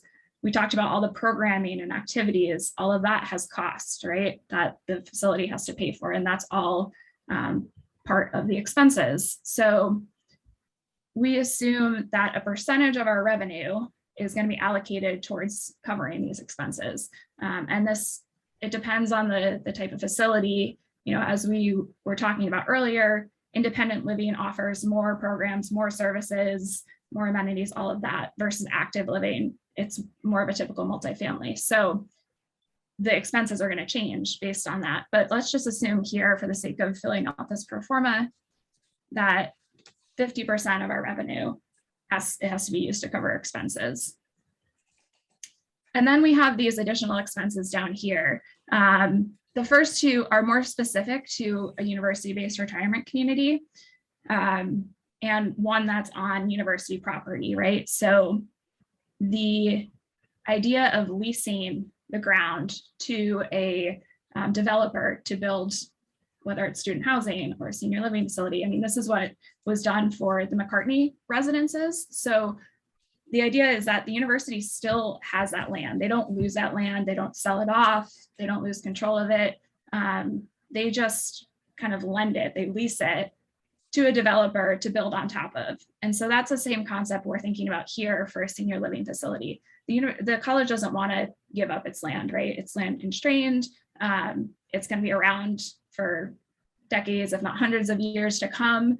So they don't want to completely sell the land. So they're going to lease it, but in return, they want ground rent for it. So that's one of the variables that you guys will have to measure as you're doing this case study and this pro forma, is how much ground rent can the developer afford to pay back to the college for use of their land. And I think that piece of it will be filled in after you work through the overall finances for the project and you say, okay, the developer can afford this much to go back to the college. So I'm going to leave that blank for right now. And similarly with the service fee to Lafayette, this, as Adam said, there's kind of two different ways to approach this. This would be for, the service fee would be to cover like the use of the facilities on campus by the residents, whether it's dining or fitness or classes or use of space for different events. So you can either think about this as like a add-on to the ground rent or as a separate fee. And then, you know, you'll have to estimate what makes sense based on the services that the college can provide, or alternatively, what can the developer afford or what can the rents afford to cover? And based on that amount, you know, Lafayette can provide X, Y, and Z services. So that's another variable that you guys can kind of play around with. And then this last expense here is capital reserves. So capital reserves kind of go beyond the day-to-day maintenance of a facility. For example, you know, if you had to replace the roof, that's not something that has to happen every year. Replacing a whole like mechanical system in a building, things that you know, might happen every 10 or 15 or 20 years. It's not going to be included in your day-to-day operating expenses, but you want to make sure, the developer wants to make sure that there's an account holding money in reserve to make sure those things can happen when they need to happen. So typically, you know, for example, for McCartney, you know, they hold a few $100s per bed to make sure that, you know, they can address those things as they come up. And similarly for a senior housing facility. So let's say it's like $250 per unit, and that's $25,000 annually. So that adds up over time. And then that pool of money can be used for various capital expenditures. And then lastly, here again, there's escalation, of course, because labor increases, costs increase, all of that as you continue to maintain and operate this building. So I would use I'll use 3% again here. Hey, Natalie, there was a question about how can we calculate the service fee? Yeah, that's a great question. Let me take a look at, would we suggest a value that is affordable for the developer, or should it be based on perhaps rates that Lafayette charges students / the general public? I think that's a great place to start. If there are existing fees that Lafayette charges, that will give a, you know, just an estimate at least of what makes sense for the existing services on campus. If those fees don't cover all the programs and services that you think would be applicable to a senior living facility, then you might need to alter that. But I think it's probably a combination of assessing what the programs and services would be and how much you think they would cost. But then we'll talk about like financial feasibility and sensitivity analysis, but if it's not something that this particular development can afford, then there might need to be a meeting in the middle of, okay, well, the development can afford X amount, and based on that, then the college can provide X services. I don't know, Danielle, if you have another thought on that. Yeah, I don't, there's no hard and fast rule. I think it's ultimately going to be a compromise. Certainly the college does not want to just, you know, let the residents of this facility use all of their facilities and services for free. But there is, you know, an intangible value of having this engaged population right across the street from campus. So, well, you're going to have to balance that. And there's another question here. In addition to rent, what other sources of revenue are available to the developer? I mean, there can be fees that are charged either, it depends how you structure the rent, I guess. You can bake into the rent the coverage for dining services or other amenities or packages that are provided by the senior living facility, or you could separate that and say this is an additional fee if you would like to opt into these additional services.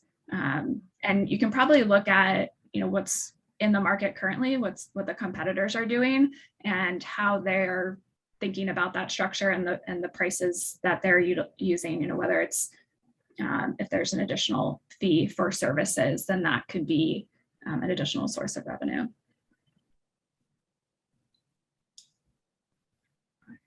All right. Any other questions, or Danielle, do you have anything else to add before we move on to the budget?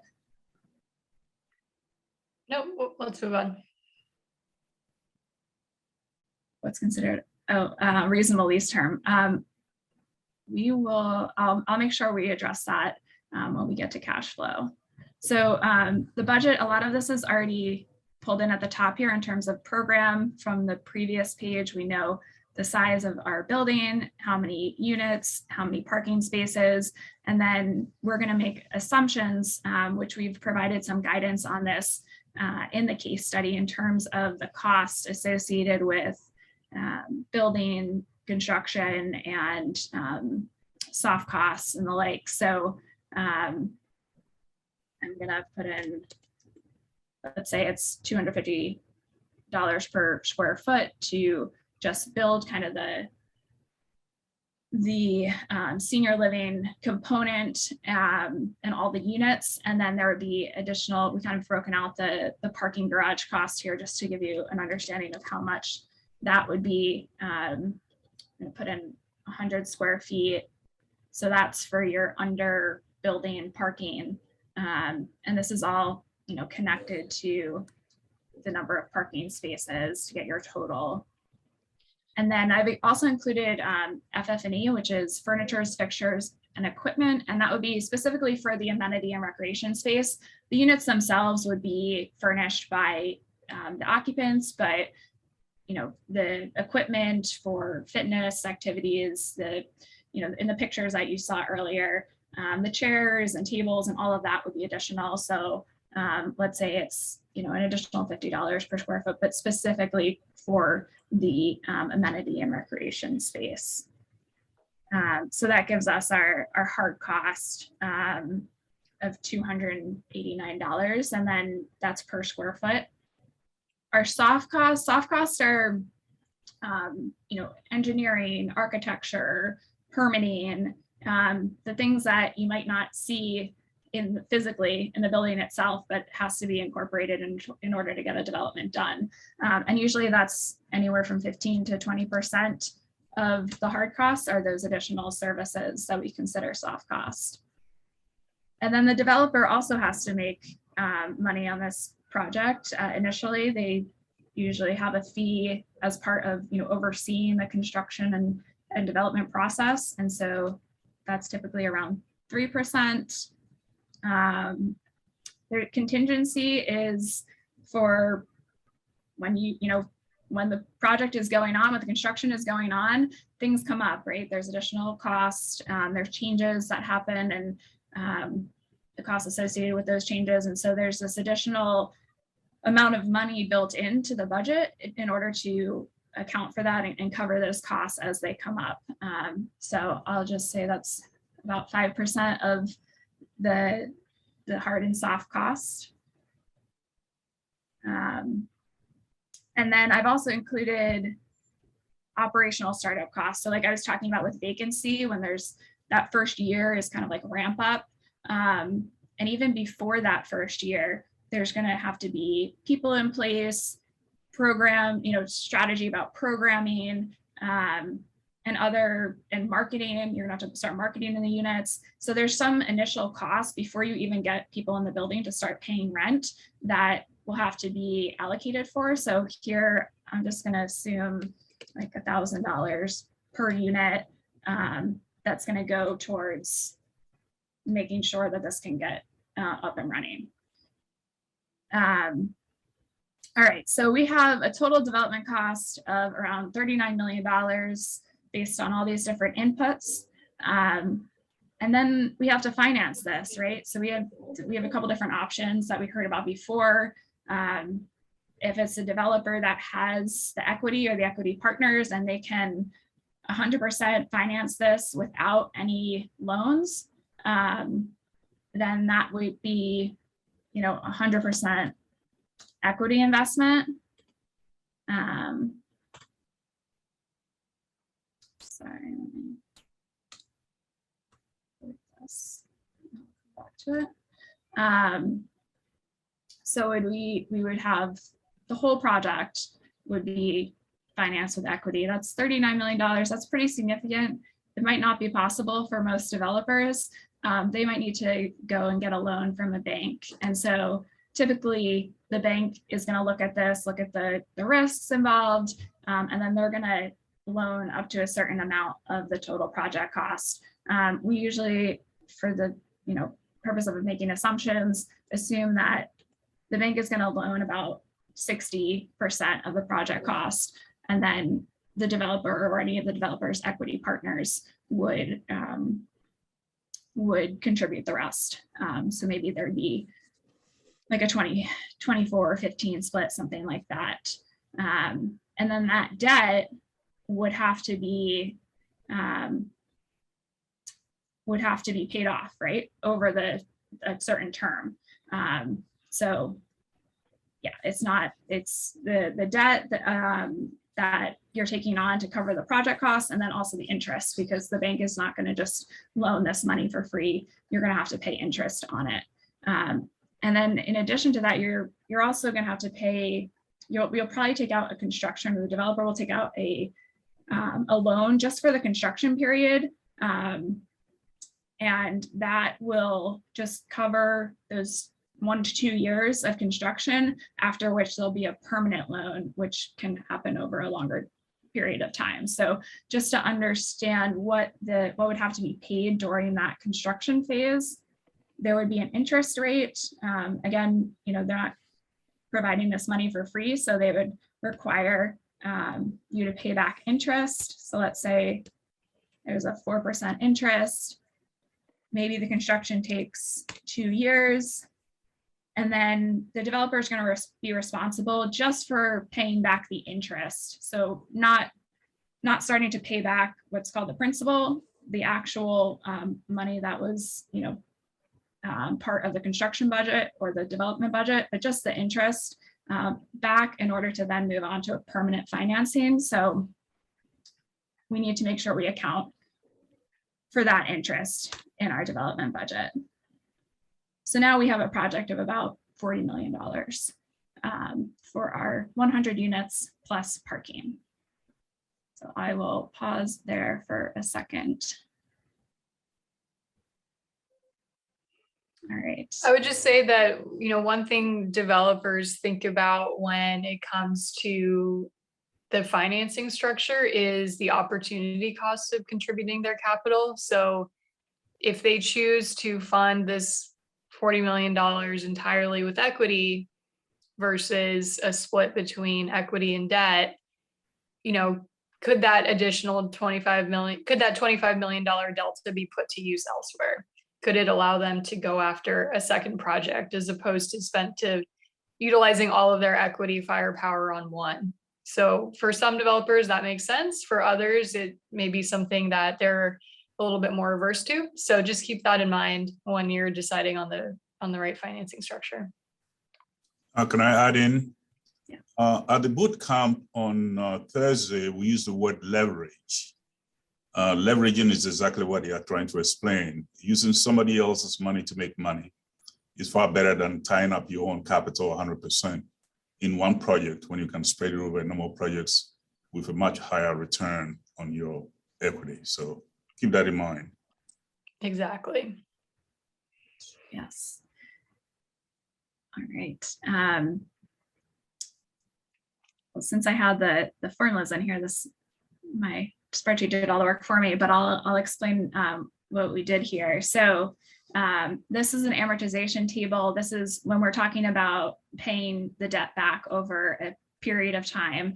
This is how we figure out what those payments are. So we start with our interest rate.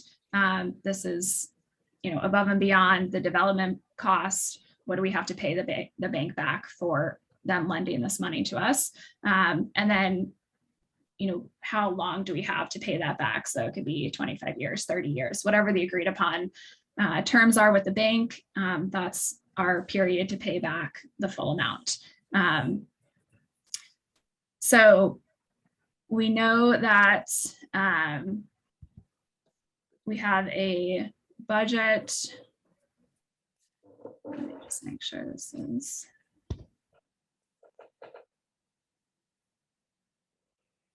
This should actually be. So yes, it's tied to here, our debt financing. This is our total amount that we're asking for from the bank.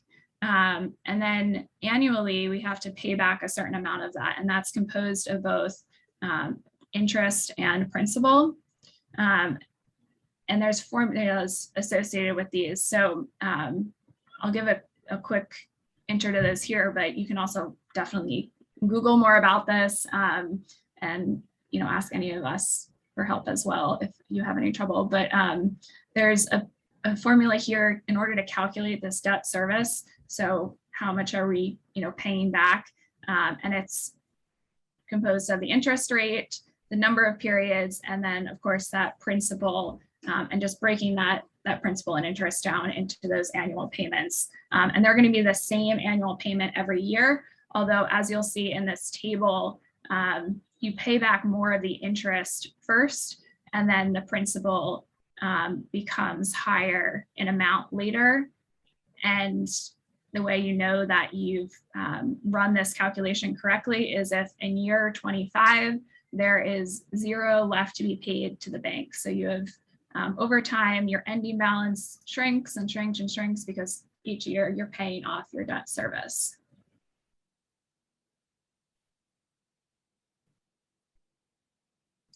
All right, and so now we get to cash flow, and I'll answer the question on the reasonable lease terms for such a project. So there's different considerations here, right? The college doesn't want to give up their land forever. Like I mentioned, they don't want to sell it. So they want to be able to, have it back essentially at some point. But the developer is spending a lot of money, millions and millions of dollars to build this building on this land that's not theirs. They don't want, in 5 years from now for the college to say, okay, now it's ours now. Like, thank you so much for building this expensive building for us. The lease is over and we'll take it back. So the developer is going to, push back on how long the lease is going to be. And there's a lot of different factors in terms of how much money is the developer putting in, how much, how long are they willing to wait to, collect their returns, or how much return are they getting? I think what I've seen typically is the shortest is 50 years. More typically it's 75 or 99 years. And sometimes it's a lease with an option to renew. So it could be a 75-year lease, and then the developer has an option to renew for another 25 years. Danielle, I don't know what you've seen on some of your projects. No, I think that's right. And yeah, especially from the lender's perspective, they want exactly what Natalie said. They want to make sure that the project that they're helping to fund cannot literally have the ground yanked away from underneath it, and they can no longer own and operate the facility that they just spent millions of dollars on. So, the college also has to think about, when evaluating such a long lease term, will I have a need for more academic space, more student housing space, new library or health center, or anything, but particularly in a land constrained environment like Lafayette is in, it has to make sure that it's comfortable letting go of that land for almost a century. So here we've assumed 75 years. We're kind of in the middle of that spectrum I mentioned. And so that's how we run out our cash flow from our the revenue we're getting from our units. So we have that here on an annual basis, starting in our year of lease up, and then kind of occupancy all the way through, we've got this running all the way across to 75 years to calculate, our total revenue that includes that vacancy I mentioned. So during lease up, there's going to be more vacancy than in subsequent years.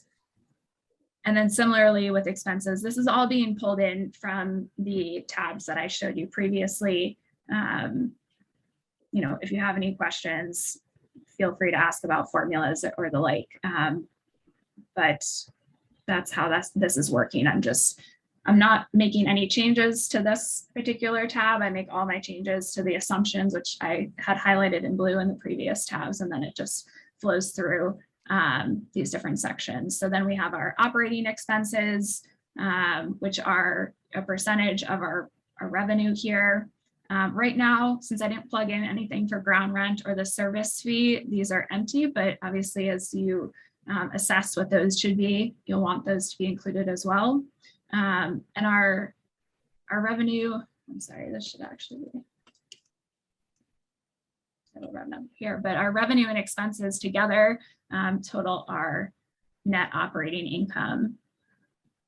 The capital reserves we mentioned before, this is just kind of an account of that additional funding that may or may not need to be used at some point. We have below net operating income, and together they give us our cash flow before the debt service. So here we're assuming, right, that there is a loan taken out, there's going to be a debt that needs to be paid back. It will be paid back on an annual basis at the same amount each year. As we saw in the previous tab, the principal and interest do change, but the total debt service is the same year after year. And I probably should have figured out which numbers I was going to run before I ran them, but I just plugged in random numbers. So our cash flow isn't looking great right now since we're in the negative. Obviously, you guys will be running through a lot of different scenarios, and we'll generate positive cash flow using the right assumptions. But we're getting a cash flow after debt service in this bottom line here. And then the item here right before we get to returns is our debt service coverage ratio. So this is an assessment of whether the income that's coming in to the project can cover the debt that we need to pay back to the bank on an annual basis. And so that needs to be at least one, that number, so that it's, net operating income is a 1-to-1 ratio to our debt service. Ideally, though, it's higher. The industry standard is 1.2, just to make sure there's a little bit of a buffer between the income that's coming in and the debt that has to be paid. So as you can see here, not only do we have a negative cash flow, but we're not obviously covering our debt service as a result of that. So that'll be a key metric to make sure you're hitting that 1 or higher. And lease up might be a little tricky. It's really, stabilization. You want to make sure when the building is fully occupied and operational, that all the metrics are making sense. And then returns. So returns are very important to a developer. They want to make sure that this project is financially feasible, that they're getting a return on the investment that they have made. And as we've talked about, the investment is pretty significant. So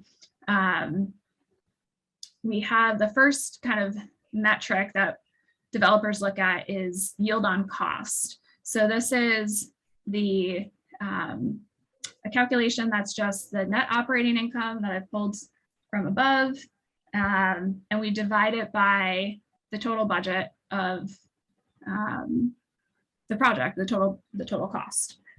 So that was that $40 million number. So that's just, how much cash am I getting compared to what's the cost of this project. And these numbers are low, as you know, because of the other inputs here. Ideally, it would be 5, 6, 7 plus in the first couple of years, and then increasing, you know, as you get more cash, more income, the project budget's not going to change, right? That will always stay the constant in the denominator, but the numerator will increase. So your yield will also increase over time. And then the other metric that will be looked at by a developer and also, you know, by a bank or anyone else that's putting money into this project is the IRR, so the internal rate of return. And this is looking at, you know, unlike yield on cost, which is just looking at 1 year at a time, the IRR is going to look at your income stream for the whole project, the whole lease term, right? 70, so in this case, 75 years. It's going to look at what, you know, what are you putting in, what costs are being allocated, and then over time, what are you seeing come back to you?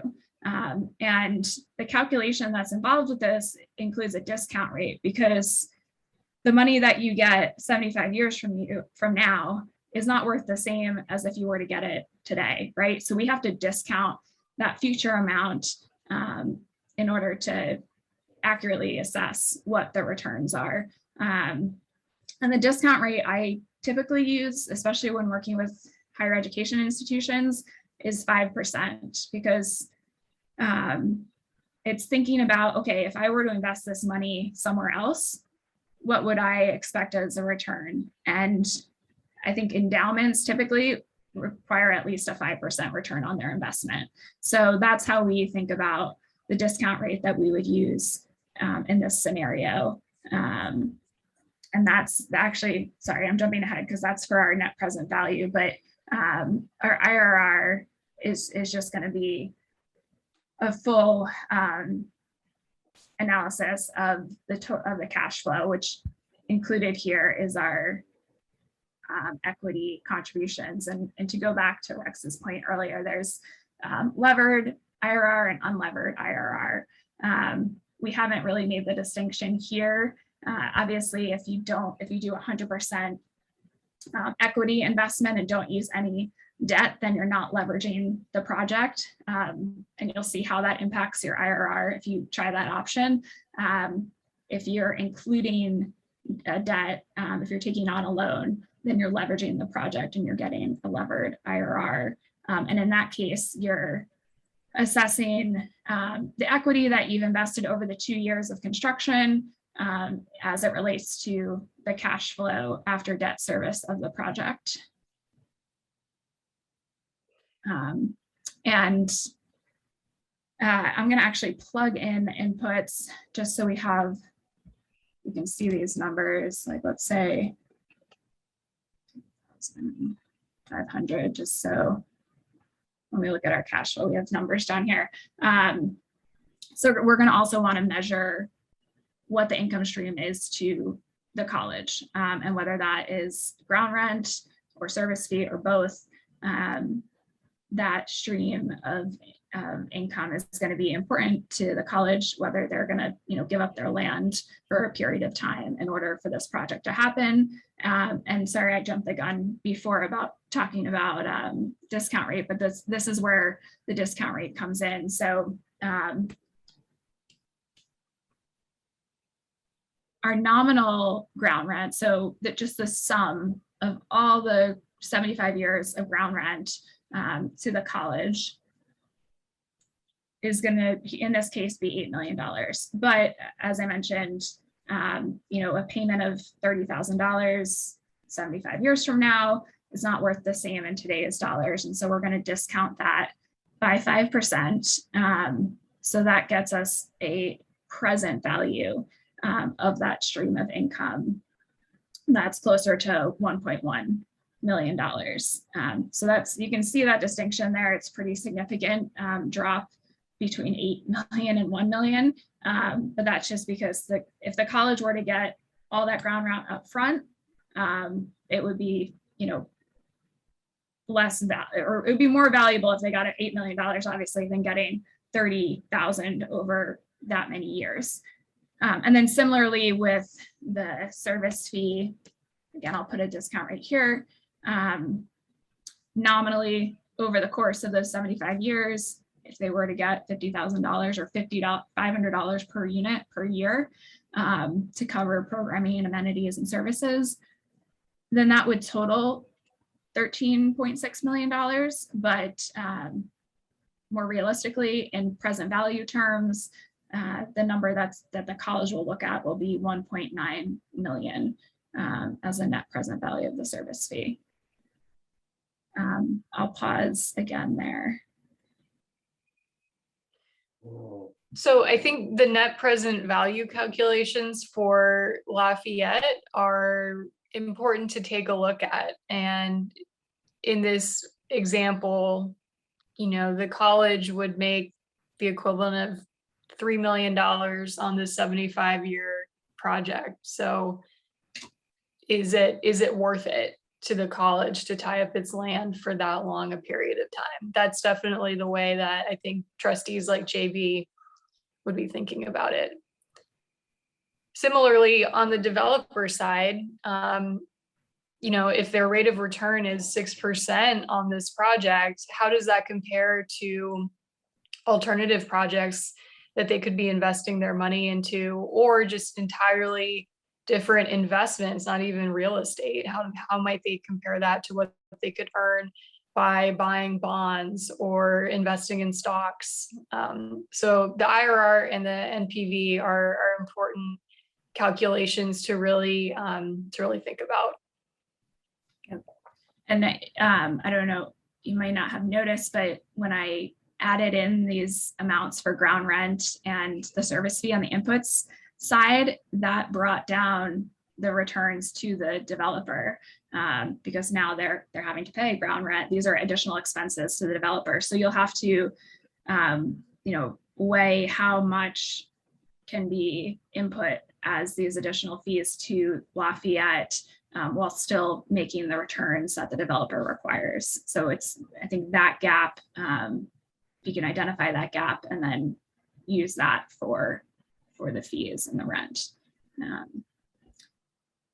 All right, just one other thing I wanted to touch on, and I'm sorry, we're running a little over, but sensitivity. So we talked about all these different assumptions, right, that you're putting into the inputs and the budgets. And I think JB talked about this earlier too. There's different variables here that you'll have to play around with to see what you can make work. And so just as an example here, I wanted to show you how to do a sensitivity analysis in Excel. Obviously you can, you know, manually change the number of units and see how that impacts things. But if you want to see on a broader scale what this looks like, there is a way to do this in Excel. And there's lots of YouTube videos and resources online as well that can help walk you through this. So let's say we were just talking about this in terms of the ground rent and the service fee as these being main variables. So let's say these are, you know, we want to see how these variables will impact the returns, that specifically the IRR that the developers can be looking at. So I'm going to plug in some assumptions here. I think I used 500 before. And then what we're going to be kind of taking a look at is the IRR that's going to result. And then I'm going to create a table that maybe I start with 0 ground rent and then increase it by 10,000 as I go across, and this will represent the ground rent to Lafayette. And then same thing with the service fee. Maybe I start with an estimate of what I think that might be. Sorry. And then here, we're going to put in that dependent variable again. And then the important thing here, just in order to run this table correctly, you have to plug these assumptions into the formula structure. So I'm going to go back to my inputs and just make sure that this input here is connected so that when I run the analysis, it will work. Same with the service fee. Okay, and now that will run through my entire model. And then let's see if this works, but I'm going to go to data, data table, and plug the top one in on row and then column. All right, so now you'll see the range of IRRs if you were to change your ground rent. So the higher the developer has to, the more the developer has to pay in ground rent, the more, detrimental it is to their IRR, right? The IRR goes down from left to right. Similarly, the more that the developer has to pay to the college from a service fee perspective, the more impact, more detrimental it is to their IRR. It goes down from bottom to top, from top to bottom. And you can use this for any variable that's you're making an assumption for. You can see down here, you can do it for the number of beds, the rent for or the number of units, the rent for the unit, really anything to kind of measure the impact of each of these variables as they affect returns. So sorry, that was a lot squeezed into 45 minutes. We'll be sharing this template with you. It won't have all the formulas in it, but it'll at least give you the structure you need as you work through the case. And then you'll have this recording as well. So you'll be able to see that and feel free to ask Yusuf and he can connect you with us or with others who can be helpful in this as well. I know for those seeing a financial model for the first time, it's a different way of using Excel and thinking through a process. So it'll take some time, but there's a lot of online resources as well. And I would just say, don't get frustrated the first time you go through this model and you're getting results that you're not happy with or hoping to get. It's really an iterative based process where you have to think about how you balance the income and the costs and the return expectations. My one piece of advice based on the last 4 competitions is to think outside the box. I know that that's not always, the most helpful piece of advice, but if you feel that there's an angle to this project that maybe no one else can see, or that there's something about the project that justifies much higher rents than the competition, then you should test that out. But the judges will ask you to back up your assumptions and ask you for a rationale for why you may be proposing a project with much smaller units at a higher price point or using lower construction costs. So we encourage you to do your research, learn about these other UBRCs, and we're excited to see what kind of creative ideas you come up with.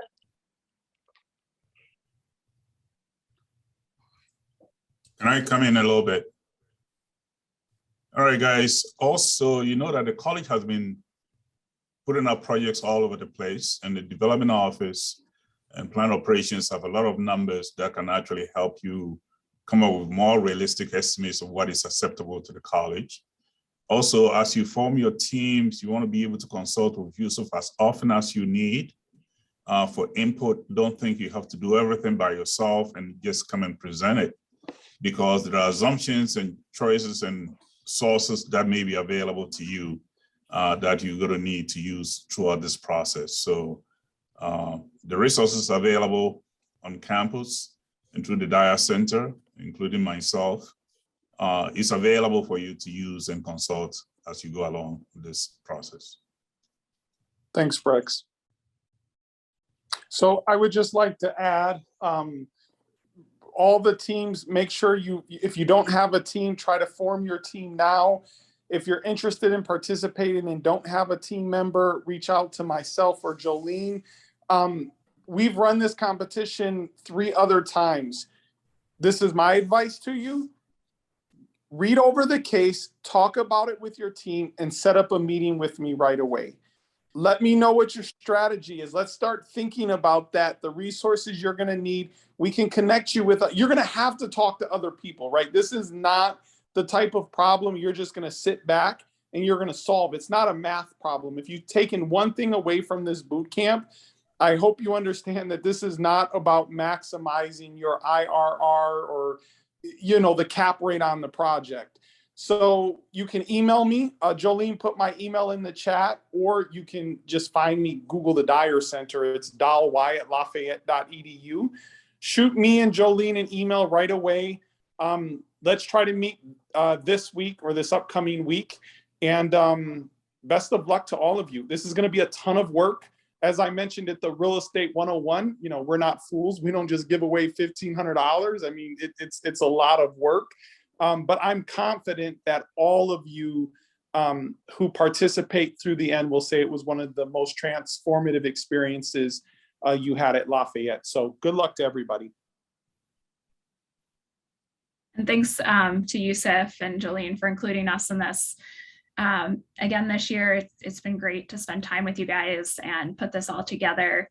Hopefully we didn't make it, as hard as Yusuf is saying. Don't want to scare you guys away, but yeah, best of luck. And we're here as resources as well if you need us.